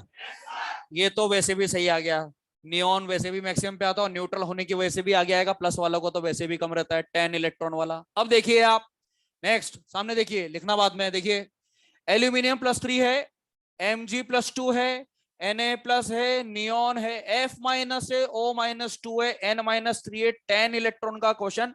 थोड़ी देर के लिए इसको भूल जा, इसको भूल जाओ, मैंने बोला ना इनर्ट गैस को दिखते पहले ब्लॉक कर दो उसको, ठीक है। बाकी आयंस को अरेंज करेंगे, कौन फटाफट से 10 10 10, क्या सब में 10 चल रहा है, 10 10 10, सब में 10 चल रहा है, आइसोइलेक्ट्रॉनिक चल रहा है। पहले तो ऑर्डर लगा दिया और ये ऑर्डर आ चुका है भैया यहाँ पे, ठीक है। अब नियोन को कहां रखू रे, पीछे या आगे, मैक्सिमम पे कर दो, क्योंकि नियोन के अंदर जो रेडियस लगेगा वो कौन सा है, van der Waals. These are the ionic radius, in the ions केवल आयनिक रेडियस की बात होती है, लेकिन नियोन अगर बीच में आ रहा है तो do not consider it as a ion, वो रेडियस वंडरवॉल लगेगा, और उसको उठा करके आप यहां पर रख देंगे, नियोन यहां पे लिख दिया मैंने आर वंडरवॉल, ठीक है। तो बाकी क्वेश्चन में भी हेल्प करेंगे। यहां पे दिया हुआ है scandium +3, calcium +2, potassium plus, argon, chlorine -, sulphur -2, phosphorus -3, 18 electron वाला ये क्वेश्चन है। बोर्ड पे देखिए यहाँ पे दिया हुआ है, ये 18 वाला आ गया, और ऐसे लगाते हुए चल रहे हैं। इसमें चेंज करना है, आर्गन को कहा, सेम वही कॉन्सेप्ट, आर्गन को उठाया और यहाँ पे लेकर के चले जाएंगे आर्गन को, और यहाँ पे लिख देंगे आर वंडरवॉल। नेक्स्ट देखिए Br- है, ठीक है, सेलेनियम -2 है, आर्सेनिक -3 है, क्रिप्टन है। मैंने एक ऑर्डर लगाया है, सही है क्या, चेक कर लीजिए, बता दीजिए गलत है या सही है। सही है, 36 इलेक्ट्रॉन चल रहा है, आयंस को अरेंज करा और क्रिप्टन को मैक्सिमम पे रख दिया, तो यहां पे आ जाएगा आर वंडरवॉल। नेक्स्ट इसको आपको अरेंज करना है, देखिए यहाँ पे एक इंपॉर्टेंट क्वेश्चन में लिखने जा रहा हूं, इस बार मिक्स करके लिखना, अभी बाद में देखिए, इधर सामने देखिए बोर्ड पे, fluorine -O-2, P-3, chlorine sulphur -2, N-3, देखते रहिए। यहाँ पे Br-, सेलेनियम -2, आर्सेनिक -3, ये सब आयंस दिए हुए हैं।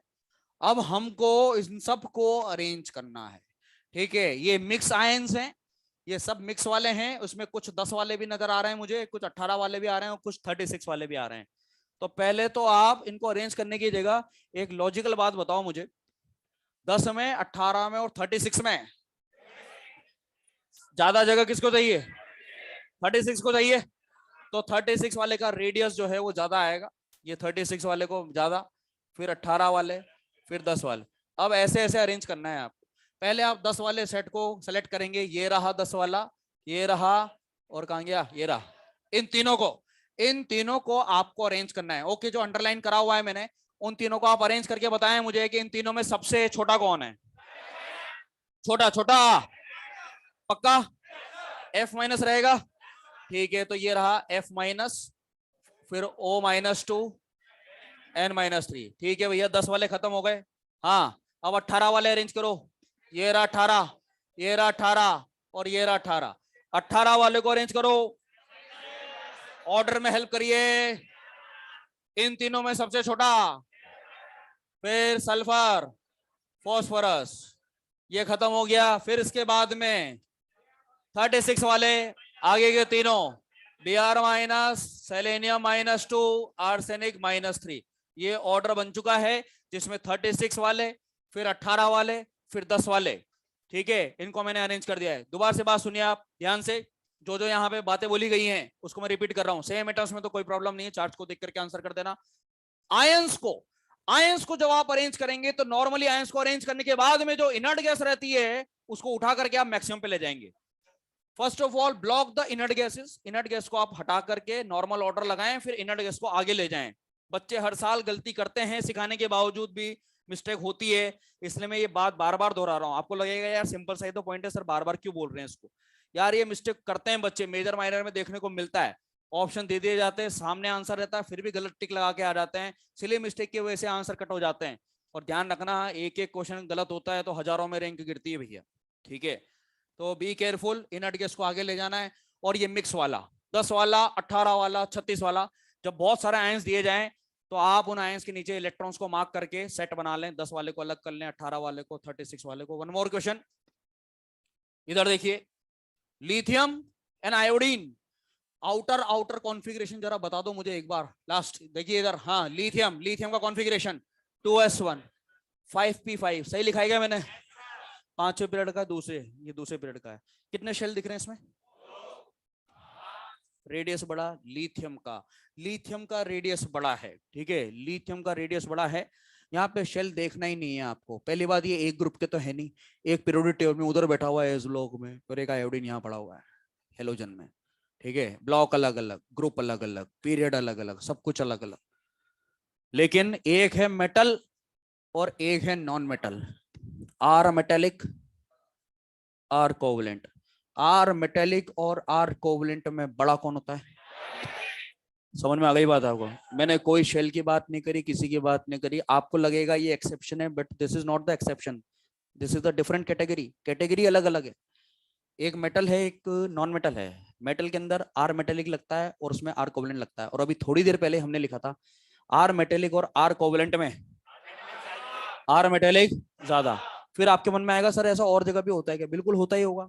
मैंने एक्सट्रीम केस लिया है, इससे आप सारे क्वेश्चन सॉल्व कर सकते हो। मेटल्स में काफी छोटा लिया है मैंने, सेलेक्ट करा है लिथियम। और नॉन मेटल में बहुत बड़ा वाला नॉन मेटल मैंने सेलेक्ट करा है। बहुत बड़े नॉन मेटल से मैंने बहुत छोटे वाले मेटल को कंपेयर करा है यहाँ पे, और उसमें भी मेटल जीत गया। समझ रहे हो आप बात को? तो अब आपके मन में और भी आएगा सर ब्रोमीन होता तो, अरे भाई ब्रोमीन लिख दे। जब आयोडीन से ही वो जीत रहा है तो ब्रोमीन से तो जीतेगा ही जीतेगा। समझ रहे हो ना आप? तो मैंने ये जो केस लिया है ये एक्सट्रीम केस लिया है। Extreme case in the means कि अगर कोई और बीच में आप दूसरा क्वेश्चन भी सोचोगे तो उससे सॉर्ट आउट हो जाएगा, क्योंकि आपके पास में लिथियम और आयोडीन का तो डेटा है। और फ्लोरीन, क्लोरीन, ब्रोमीन, आयोडीन, यहाँ पे आप कोई सा भी नॉन मेटल लिख दो, you know that very well कि आयोडीन सबसे बड़ा है, ठीक है।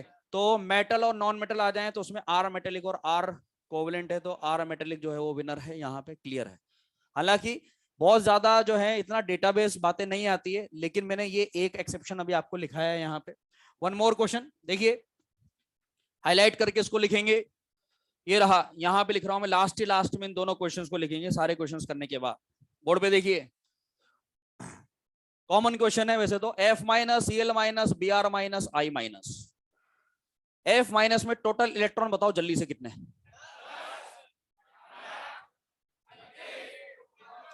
10, 18, 36, 4, ठीक है ना, 54 हो गया यहाँ पे। ये ऑर्डर लगा दिया हमने, ठीक है। ये आया H माइनस, 2 इलेक्ट्रॉन वाला, 2 इलेक्ट्रॉन्स वाला है, ठीक है। लेकिन आयोडीन के बराबर का रेडियस होता है, लमसम बराबर का, 3 से 4 पिकोमीटर का अंतर होता है। 3 से 4 पिकोमीटर का अंतर है, उसका 2 इलेक्ट्रॉन का क्लाउड इतना दूर तक फैल जाता है कि वो लमसम आयोडीन के बराबर आता है। किसी किसी बुक में तो आयोडीन से ज्यादा भी दिया हुआ है, लेकिन वो लोकल राइटर्स की बुक में है, ठीक है ना, वो ऑथेंटिक डेटा नहीं है। मैं सही बता रहा हूँ आपको, हकीकत बात यही। लेकिन जो स्टैंडर्ड राइटर्स की बुक है, ठीक है, या जो कॉम्बिनेशन वाली बुक्स भी चलती है जिसमें बाहर के ऑथर से लोकल राइटर का टाई अप हो जाता है, उस तरह की बुक में भी यही डेटा दिया हुआ है, और यही आपको ध्यान रखना है। एनसीईआरटी इन सबसे दूर रहती है। लेकिन लेकिन अब क्या होता है, देख मैं बताऊं, देखो क्या है, जैसे हाइड्रोजन चैप्टर आप पढ़ रहे हो, तो हाइड्रोजन चैप्टर में कहीं ना कहीं H माइनस आयन आएगा। वहां पे क्या होता है, लिखा रहता है डेटा इतना पिकोमीटर। अब हमको क्या पता कि कहाँ से कौन सा आयन उठा करके और कौन से चैप्टर से कौन सा आयन उठा करके कंपेयर करके आपके सामने क्वेश्चन लेकर के आ जाए। समझ रहे हो ना आप? और वो तो प्रूव कर देंगे, आप क्लेम करोगे वो तो प्रूव कर देंगे, देख एनसीईआरटी में है भैया, ठीक है ना, ठीक है। तो केस कभी कोई जीतता नहीं है फिर इसमें, आपको ही पता है, ठीक है ना, कितने क्लेम जाते। इससे ज्यादा बेटर है कि जो डेटा है जो सिखाया जा रहा है आपको वो ध्यान रखें। एक लिथियम आयोडीन का, ये तो वैसे भी याद आ जाएगा, मेटल नॉन मेटल वाला। ये फेमस क्वेश्चन भी है, बच्चों को याद भी रहता है, और ऐसा नहीं है कि हम ही पढ़ रहे हैं इसको, बहुत सारे बच्चों को ये डेटा मालूम रहेगा। हेलाइड्स आयन को लगाने के बाद में put H- on the second position, दूसरे नंबर पर रखना है आपको, ठीक है। उसका 2 इलेक्ट्रॉन का क्लाउड इतना रिपल्शन लगाता है कि वो I- से जस्ट पीछे आता है। ये भी ध्यान रखें, कहीं कहीं ये भी हो सकता है कि आपको इससे आगे देखने को मिल जाए H-, वो नहीं मानना है आपको। इसको नोट करिए, फिर और आगे बढ़ते हैं। अभी मैंने एक बात बोली कि 10 में, 18 में, 36 में, 36 वाला ज्यादा, फिर 18 वाला और कम, फिर 10 वाला और कम। अब इस बात को कॉन्ट्राडिक्ट करेंगे और एक ऐसा पॉइंट बताऊंगा मैं आपको पीरियोडिक टेबल में जहां पे एक्सेप्शन भरे हुए हैं, और वो एक साथ 4-5 एक्सेप्शन आपके खत्म हो जाएंगे, तो ये आयनिक रेडियस का एंड हो जाएगा। जल्दी से नोट कर लीजिए इसको, फिर आगे बढ़ते हैं आयनिक रेडियस में।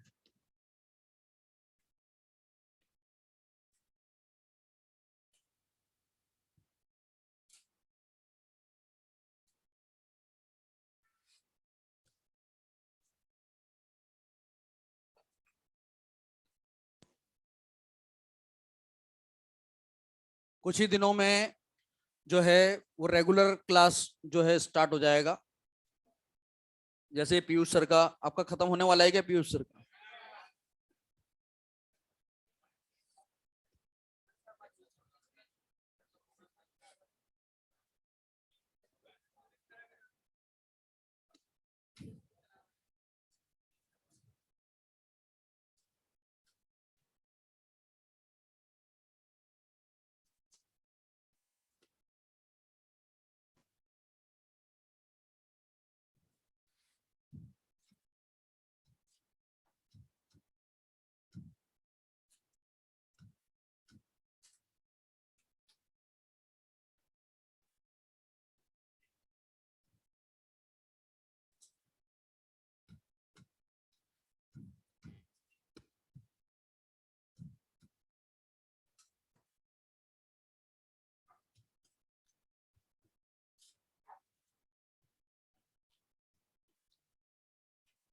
लिखो लिखो, जल्दी लिखो, इसको कंप्लीट करिए।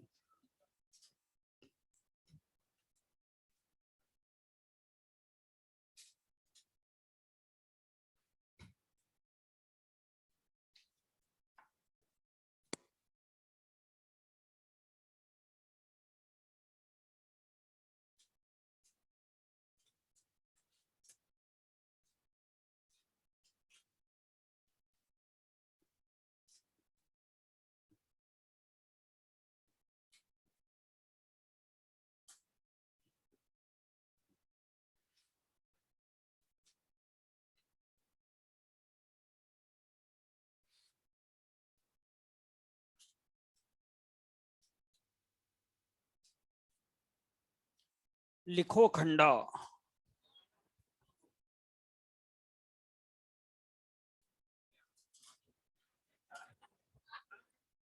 तुम्हारे अंदर बीज त्रिपाठियों का जाएगा।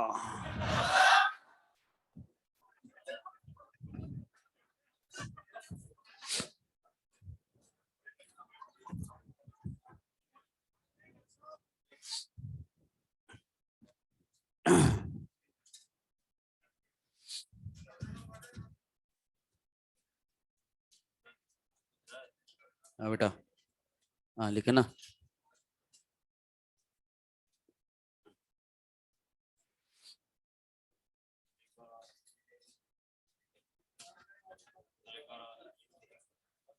लिखो बेटा, जल्दी लिखो इसको। सिंचन जैसे हालत हो जाएगी, फिर बोलोगे आप ओ मम्मी ने मारा।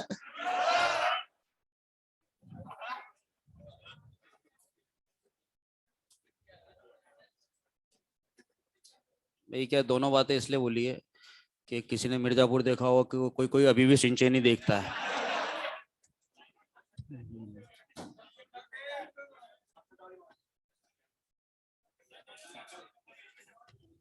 कोई ऐसा तो नहीं है? नहीं नहीं सर, मैं तो नहीं देखता हूँ, क्या है? मैं ऐसा तो नहीं है कोई।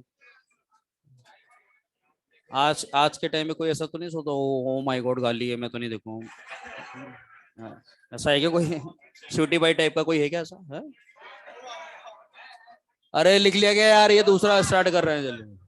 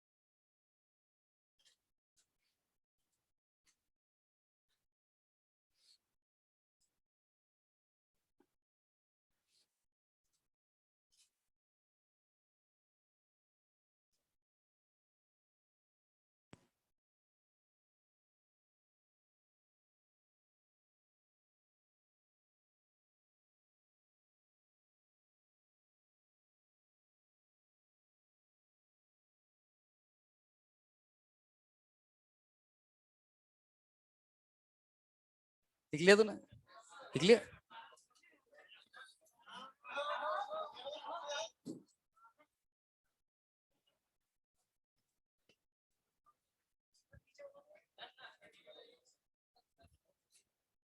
अरे हो गया रे, लिख लिया ये वाला तुमने? ए झूठ मत बोल। ये देखो, यहाँ पे आयनिक रेडियस को लेकर के एक आखिरी पॉइंट देखिए। ये देखिए फर्स्ट, देखो यार लिखना बंद करो एक।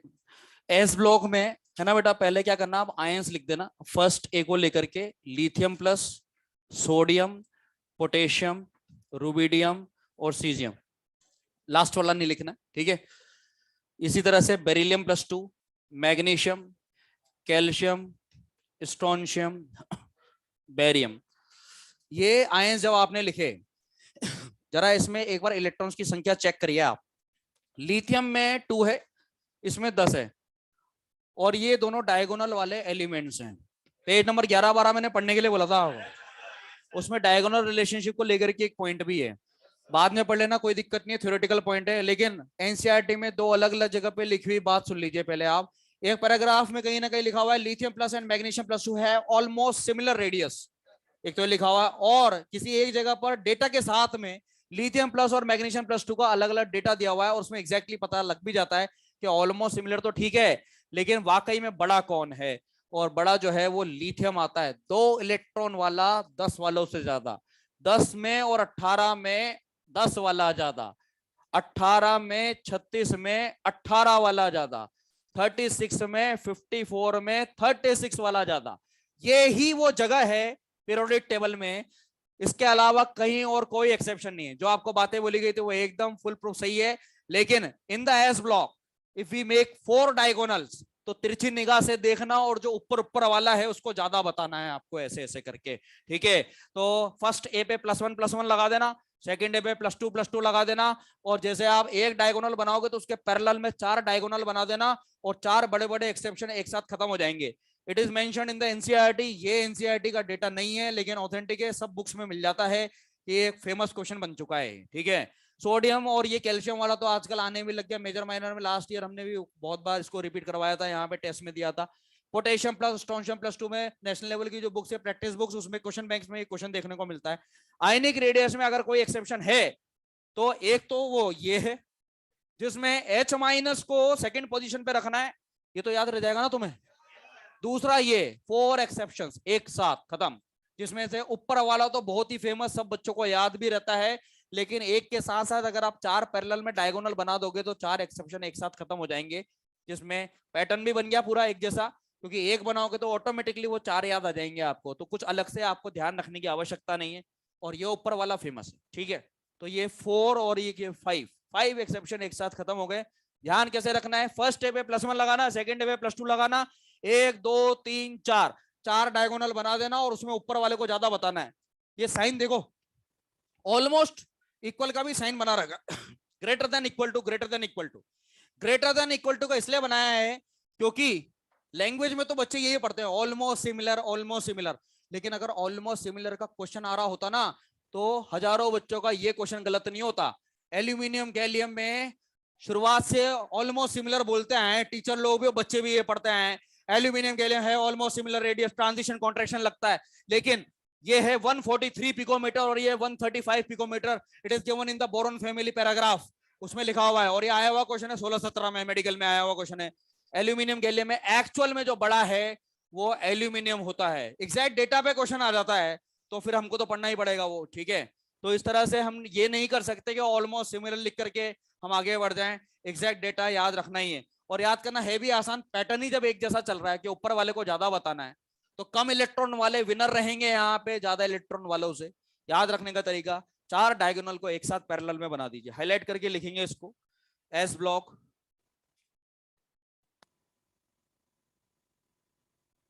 Isotopes have similar radius, chlorine 37, chlorine 35, एक जैसा रेडियस। नंबर ऑफ इलेक्ट्रॉन्स ही बराबर होते हैं, इलेक्ट्रॉन्स बराबर होंगे तो रेडियस भी जो है वो बराबर आ जाएगा।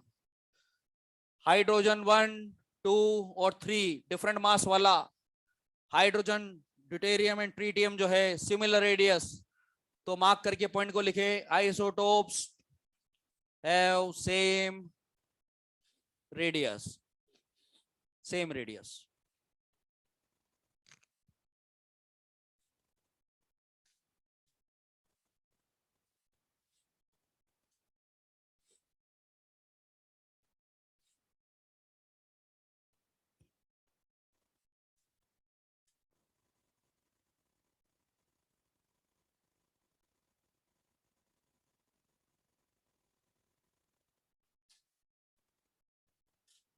पहला डायगोनल जैसे बनाओगे जो फेमस वाला है लिथियम मैग्नीशियम वाला, पैरेलल में 4 बना देना।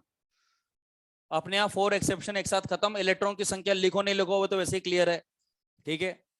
कम इलेक्ट्रॉन वाले को ज्यादा बताना है इसमें। बाकी हर बार जो है रिमेनिंग पीरियोडिक टेबल में 10, 18, 36 जैसा सिखाया गया वैसे ही होगा। दूसरा एक्सेप्शन ये हाईलाइटेड है, ये पॉइंट H- वाला हाईलाइट कर लेना इसको सभी बच्चे।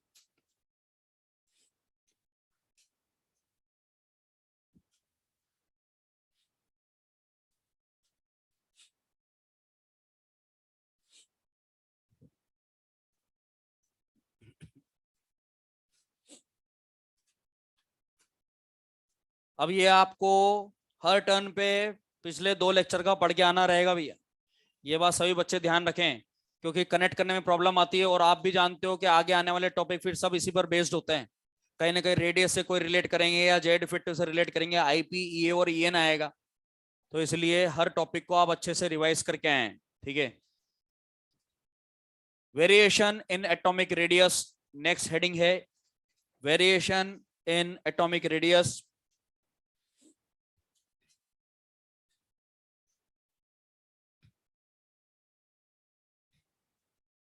वेरिएशन इन एटॉमिक रेडियस, इसमें टाइप 1 लिखें। Type 1 for left to right across the period. अभी हम सारे लेफ्ट टू राइट के ऑर्डर्स लिखेंगे एक साथ, और जब लेफ्ट टू राइट के एक साथ सारे खत्म हो जाएंगे फिर टॉप टू बॉटम के स्टार्ट कर देंगे। तो अभी हर एक ब्लॉक में हम लेफ्ट टू राइट के ऑर्डर लिखने जा रहे हैं। लिखें इसमें type 1 left to right across the period. इसमें ये देखिए आप, सेकेंड पीरियड की बात कर रहा हूं। Lithium, beryllium, boron, carbon, nitrogen, oxygen, fluorine and neon. हाँ भाई, लैंग्वेज देखो क्वेश्चन की। अरे भैया इसको हल्के में नहीं लेना है, देखो इधर। हाँ, इसमें 3 तरह की अलग अलग लैंग्वेज आती है, उसमें आंसर भी अलग अलग आते हैं। लेफ्ट टू राइट में मॉड्यूल में बता सकता हूँ मैं इसके क्वेश्चंस आपको अलग अलग लैंग्वेज के। यहाँ पे दिया हुआ है बेटा ऑर्डर ऑफ एटॉमिक रेडियस, कोई रेडियस का नाम नहीं दिया हुआ, बी केयरफुल। ये नहीं बोला गया कि आर कोवलेंट का ऑर्डर लगा, आर वंडरवॉल लगाओ या आर मेटेलिक लगाओ। आपको बस मेन हेडिंग का नाम दिया है, एटॉमिक रेडियस का ऑर्डर लगाना है। और जब क्वेश्चन में ये नाम आ जाए, एटॉमिक रेडियस नाम आ जाए, तो आप सबसे पहले अलग अलग क्लासिफिकेशन करेंगे। ये दोनों क्या है, नॉन मेटल है या मेटल है? बोलो बोलो, मेटल है ना? तो यहां पे लगेगा आर मेटेलिक। ओके, ये क्या है, inert gas, radius van der Waals, or van der Waals, ठीक है। ये सारे नॉन मेटल है, इसमें क्या लगेगा, कोवलेंट। तो यहां से लेकर के यहां तक तो सारे हो गए नॉन मेटल, ये हो जाएंगे मेटल्स, ठीक है। और ये हो गया बेटा इनर्ट गैस। सबसे बड़ा बता इसमें, इन सब में सबसे लार्जेस्ट कौन है? तो नियोन का ज्यादा हो गया। यहाँ पे आर मेटेलिक और आर कोवलेंट में बड़ा आर मेटेलिक। अब इन दोनों में जब कैटेगरी सेम हो गई, क्या इसमें हम दोनों कैटेगरी को सेम को कंपेयर कर रहे हैं? बोलो ना यार, अरे दोनों मेटल है ना यार। अगर कैटेगरी सेम है, if we are comparing the element which are belongs to the same category, then apply Z effective. तब जाकर के आपको जेड इफेक्टिव अप्लाई करना है। लेफ्ट टू राइट में डोमिनेटिंग फैक्टर होता है Z effective. Z effective radius directly proportional होता है या इनवर्सली? तो यहाँ पे सेम कैटेगरी है, सेम कैटेगरी में अप्लाई जेड इफेक्टिव आप लिख सकते हो। अप्लाई जेड इफेक्टिव बढ़ेगा और रेडियस घटेगा, तो ये हमने रेडियस को घटा देना है। अगेन यहां से लेकर के यहां तक same category, all are non metal, same category. वापिस से मैं वही पॉइंट लिख रहा हूं, same category, apply Z effective. Z effective बढ़ेगा, रेडियस घटेगा। ओके, यहां पर जेड इफेक्टिव क्यों नहीं लगाया रे मैंने? इसमें जेड इफेक्टिव क्यों नहीं लगाया मैंने? क्योंकि एक मेटल है, एक नॉन में। जब कैटेगरी अलग अलग है ना, तो कैटेगरी वही आंसर कर देगी। एक मेटल बोला और एक नॉन मेटल, अरे इन दोनों में जेड इफेक्टिव नहीं लगाना है। यहां पे और यहां पे बेरिलियम और बोरॉन का अगर आपसे रीजन पूछा जाए, एग्जाम में थ्योरेटिकल क्वेश्चन आ जाता है कई बार, थ्योरी वाला, कि why the atomic radius of beryllium is greater than that of the boron, उसमें एक ऑप्शन आएगा because due to the Z effective, और दूसरा आएगा because it belongs to the R metallic. क्या बोलोगे? समझ में आ गई बात आपको? लेकिन अगर आपसे पूछा जाए कि बोरॉन और कार्बन में बोरॉन ज्यादा क्यों है, तो फिर क्या बोलोगे? जेड। सेम कैटेगरी को जब कंपैरिजन करा जाता है तो वहां पे जेड इफेक्टिव लगता है, लेकिन जब कैटेगरी अलग अलग होती है तो जो कैटेगरी होती है वही आंसर होता है। समझ में आ गई बात? आप नोट कर लीजिए इसको।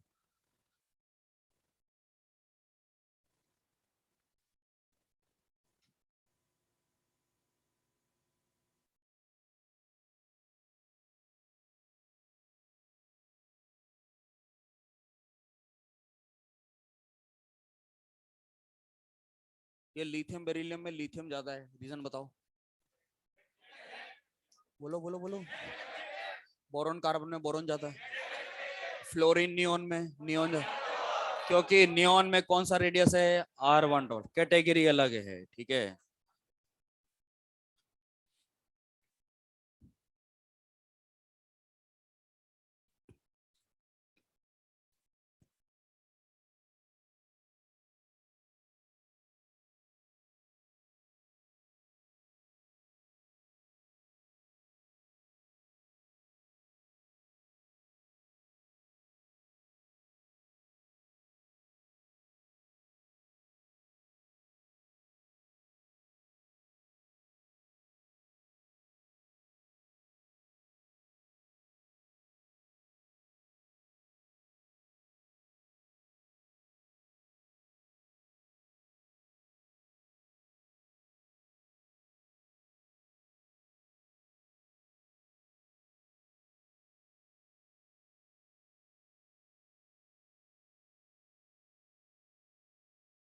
हाँ ये लास्ट क्वेश्चन आज का,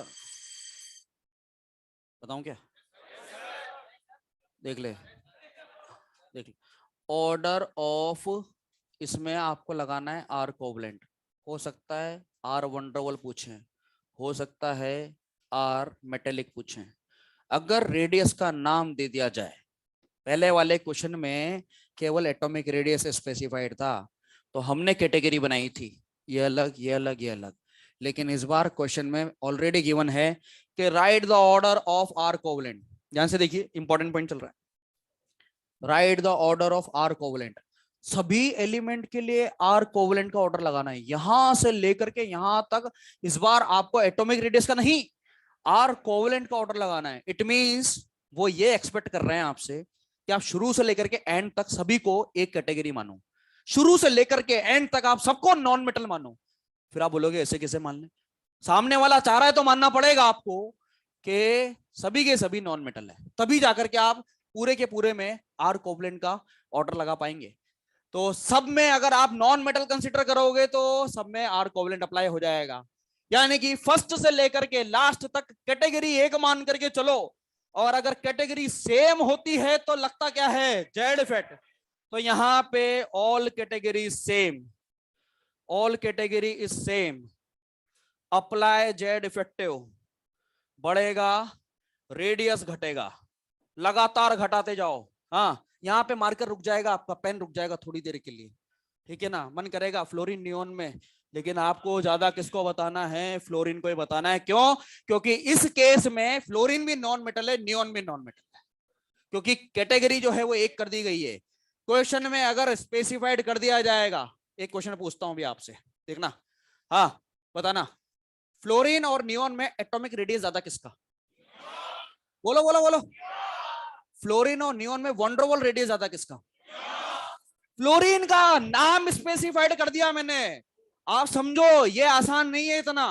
मैंने रेडियस का नाम ले दिया है तो आपको लगातार घटाना है।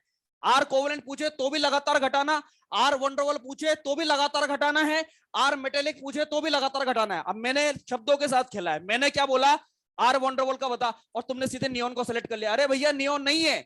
अगर आपको क्वेश्चन दिया गया आर वंडरवॉल का, इट मींस ये भी एक नट गैस हो गई और ये भी एक नट गैस हो गई। आर मेटेलिक का बोला जाएगा तो ये भी एक मेटल हो गया, ये भी एक मेटल हो गया। आर कोवेलेंट का बोला जाएगा तो ये भी नॉन मेटल हो गया और ये भी नॉन मेटल हो गया। समझ में आ रही है बात आपको? एक भी नाम अगर दिया जाएगा रेडियस का तो आपको लगातार घटाना है। Is that clear? और अगर नाम स्पेसिफाइड नहीं है तो फिर जो ऑर्डर आपको सिखाया गया है वैसे करना है। साथ साथ बोलेंगे, ठीक है। हम शपथ खाते हैं कि अगर रेडियस का नाम दिया जाएगा तो लेफ्ट टू राइट हम रेडियस को लगातार घटाएंगे। समझ में आ गई बात आपको? ठीक, ठीक, बहुत बढ़िया।